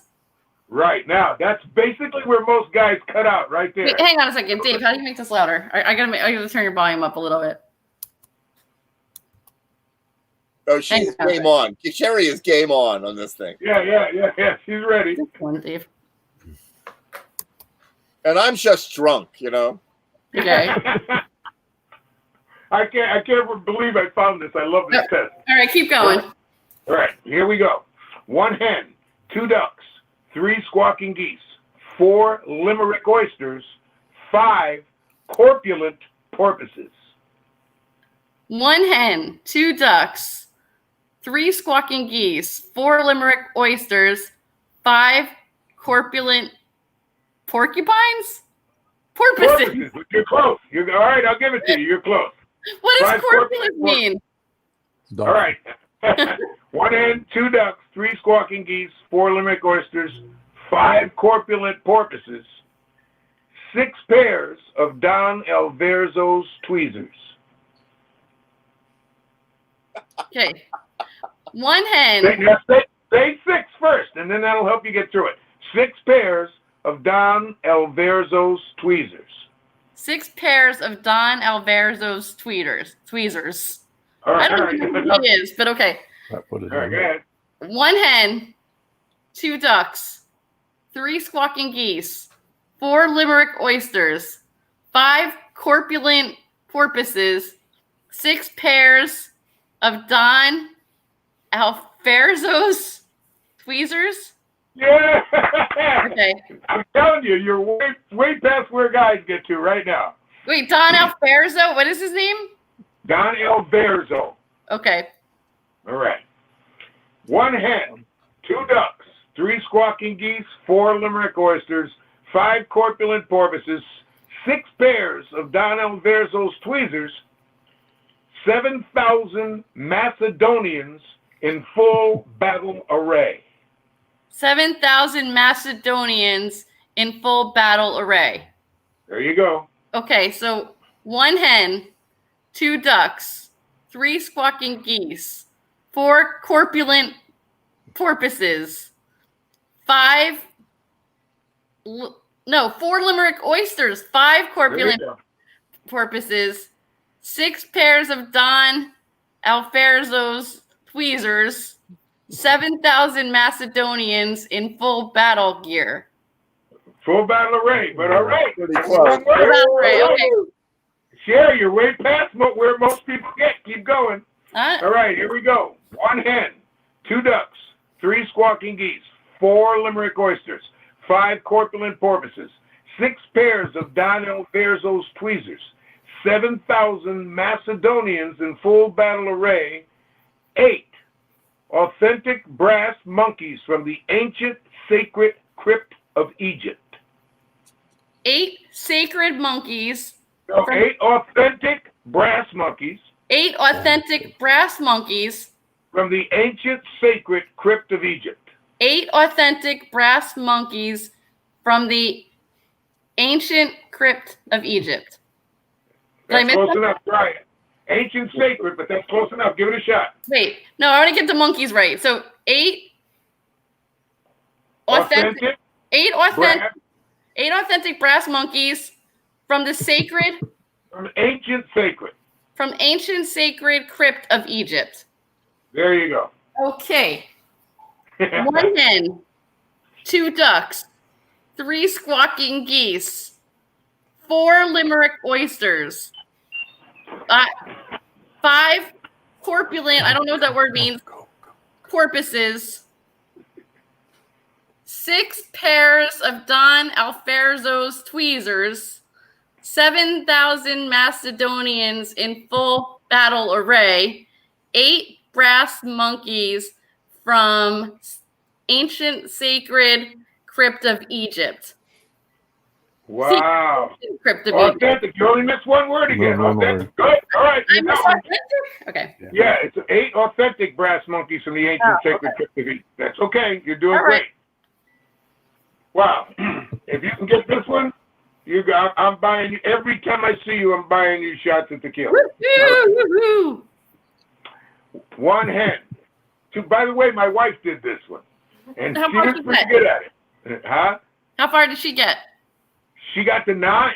Okay. And she actually got through 9. It was 10 she had the major problem with. Okay. So here you go with 9. 1 hen, 2 ducks, 3 squawking geese, 4 limerick oysters, 5 corpulent porpoises, 6 pairs of Don Alverzo's tweezers, 7,000 Macedonians in full battle array, 8 authentic brass monkeys from the ancient sacred crypt of Egypt, and 9, are you ready? Yeah. Apathetic, sympathetic, diabetical old men on roller skates with a marked propensity towards procrastination and suave. 9. Wait, say 9 Remember, one my more wife time. said 9 apathetic, sympathetic, diabetical, old men on roller skates. Old men on roller with skates. a marked propensity towards procrastination and suave. 9 apathetic, empathetic. Sympathetic. Go ahead. Wait, 9? Is it apathetic? Yep. Empathetic? Nope. Apathetic, sympathetic. Sympathetic? Diabetical? You got it. Diabetical? Old men on roller skates with a... Oh, Jesus. With a... Yeah, I don't know. With All a right, I'll give you one more shot at it. You got just 2 lines under where my wife got. Okay. 9 apathetic, sympathetic, diabetical old men on roller skates with a marked propensity towards procrastination and suave. Okay. 9 apathetic, sympathetic, diabetical old men on roller skates with a marked propensity. I can't even say that word. Propensity. Yep. Towards procrastination and suave. All right. Okay, Starts now- from the beginning. Let's see The if you whole- get oh there. my God, I'm getting a headache. Okay. One My hen. wife's sitting here laughing her butt off. Go ahead. Can she hear me? Yes, she can hear you. She's sitting here laughing. Okay. 1 hen, 2 ducks, 3 squawking geese, 4 limerick oysters, 5 corpulent porpoises, 6 pairs of Don Alverzo's tweezers, 7,000 Macedonians in full battle array, 8 authentic brass monkeys from the sacred ancient crypt of Egypt. Look at Dennis's face. 9 I'm locking up. 9 apathetic, sympathetic, diabetical old men on roller skates with a marked propensity. I don't know that word, so I don't know if I'm saying it right. Marked propensity for procrastination and suave. All right. Yeah. Give me 10. Okay. Now remember, Wait, I'm 72. I've known this test since I was 8. I'm 72. Only 4 people have ever done it. Done what? So it's 10 to last. Going from this to the end, only 4 people in my that I've given to in my lifetime have ever done it. All 4 have been women. Is 10 the last one? Yep. All right, let me hear 10. All right. 1 hen, 2 ducks, 3 squawking geese, 4 limerick oysters, 5 corpulent porpoises, 6 pairs of Don Alverzo's tweezers, 7,000 Macedonians in full battle array, 8 authentic brass monkeys from the ancient sacred crypt of Egypt, 9 apathetic, sympathetic, diabetical old men on roller skates with a marked propensity towards procrastination and suave, and 10 lyrical, spherical, diabolical denizens of the deep, which haul stall around the corners of the quo, of the quay, and of the quivy, all at the same time. Is that your wife laughing? Yes. 10. Tell her congratulations, by the way.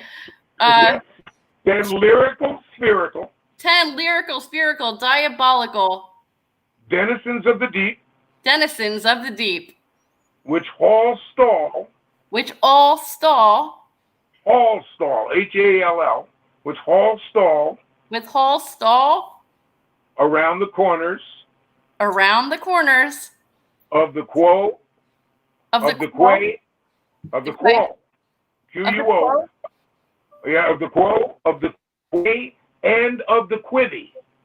All at the same time. The quo, the quay, and the quivy. All at the Right. same time. 10.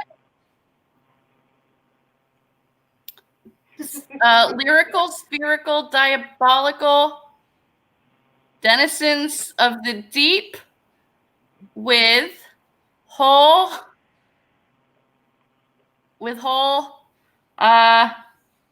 hang on, with a hole for the quay, the quo, the quay, the quivy, all at the same time. Something like that. What Close. word did I miss? You're only a couple Anyway. words off, but that's close. 10 lyrical, spherical, diabolical denizens of the deep, which all stall around the corners of the quo, of Hall- the quay, of the quivy. All stall, yes. All right, I don't know what that means, but anyway, okay. All right, I gotta. Okay. Deep breath. That's it. Get it all going. Get it All all right. going. And then if I get all 10, Ed's gonna drink. Ed's holding the bottle of rum up. Okay. 1 hen, 2 ducks, 3 squawking geese, 4 limerick oysters, 5 corpulent porpoises, 6 pairs of Don Alberzo's tweezers, 7,000 Macedonians in full battle array, 8 authentic brass monkeys from the ancient sacred crypt of Egypt, 9 apathetic, sympathetic, diabetical old men on roller skates with a marked propensity for procrastination and suave, 10 lyrical, spherical, diabolical, denizens of the deep with hall stall for quo, quay, quivy, all at the same time. You missed only 3 words. I'll give it to you. You're the What only word other did I one. miss? You're number 5.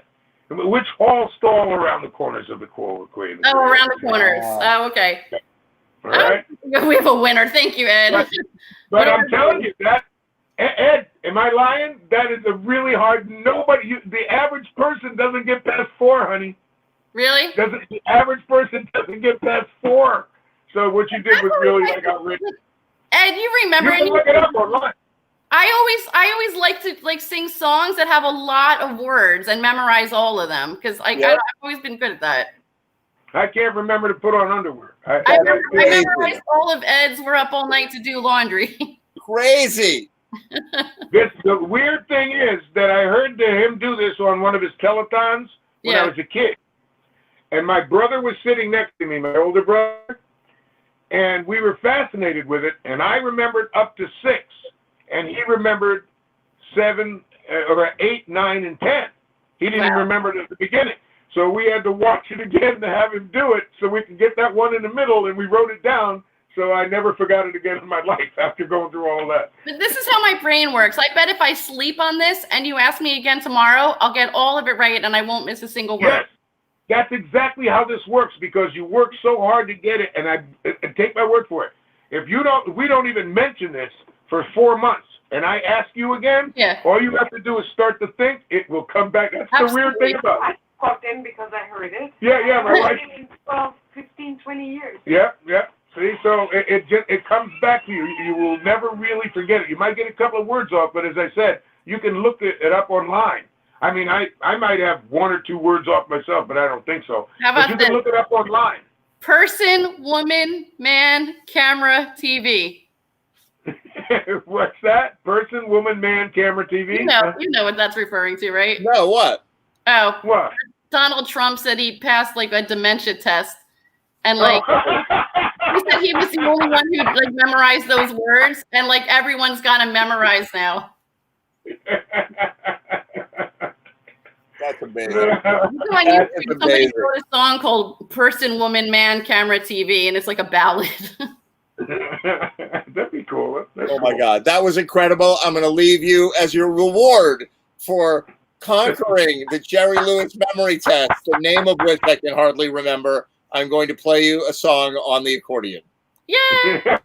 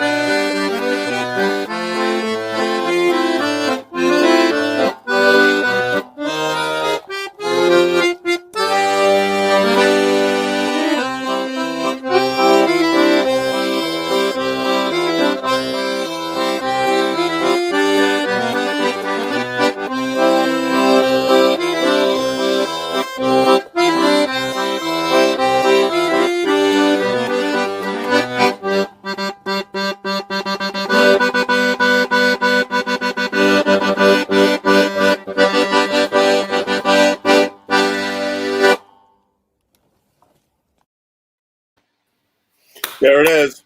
All right, Ed, I'm ready to close it out. That's epic. Oh, you have an accordion. Ready? Here we go.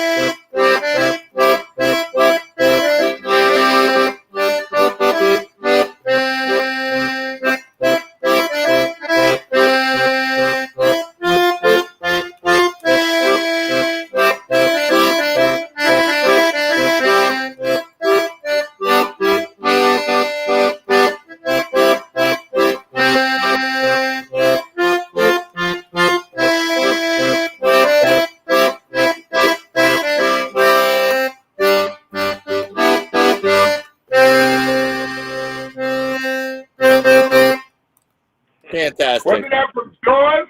Isn't they play that in Jaws? Yeah. Yeah. That's What? the song they sang on the boat, right? When they Oh, went out looking for yeah. sharks. We used to sing it at the end of every thing at Waveney. Oh, really? Yeah, that's cool. That's really cool. That's my extent of the accordion. But we need to do an accordion collab. We do. Let's do it. Let's do it this week. Let's just freaking do it. Okay, that'd be fun. All right. From Jam TV, we're going to sign off the air. Great to see you guys. You too, Ed. Bye, guys. See everybody really soon. Congratulations.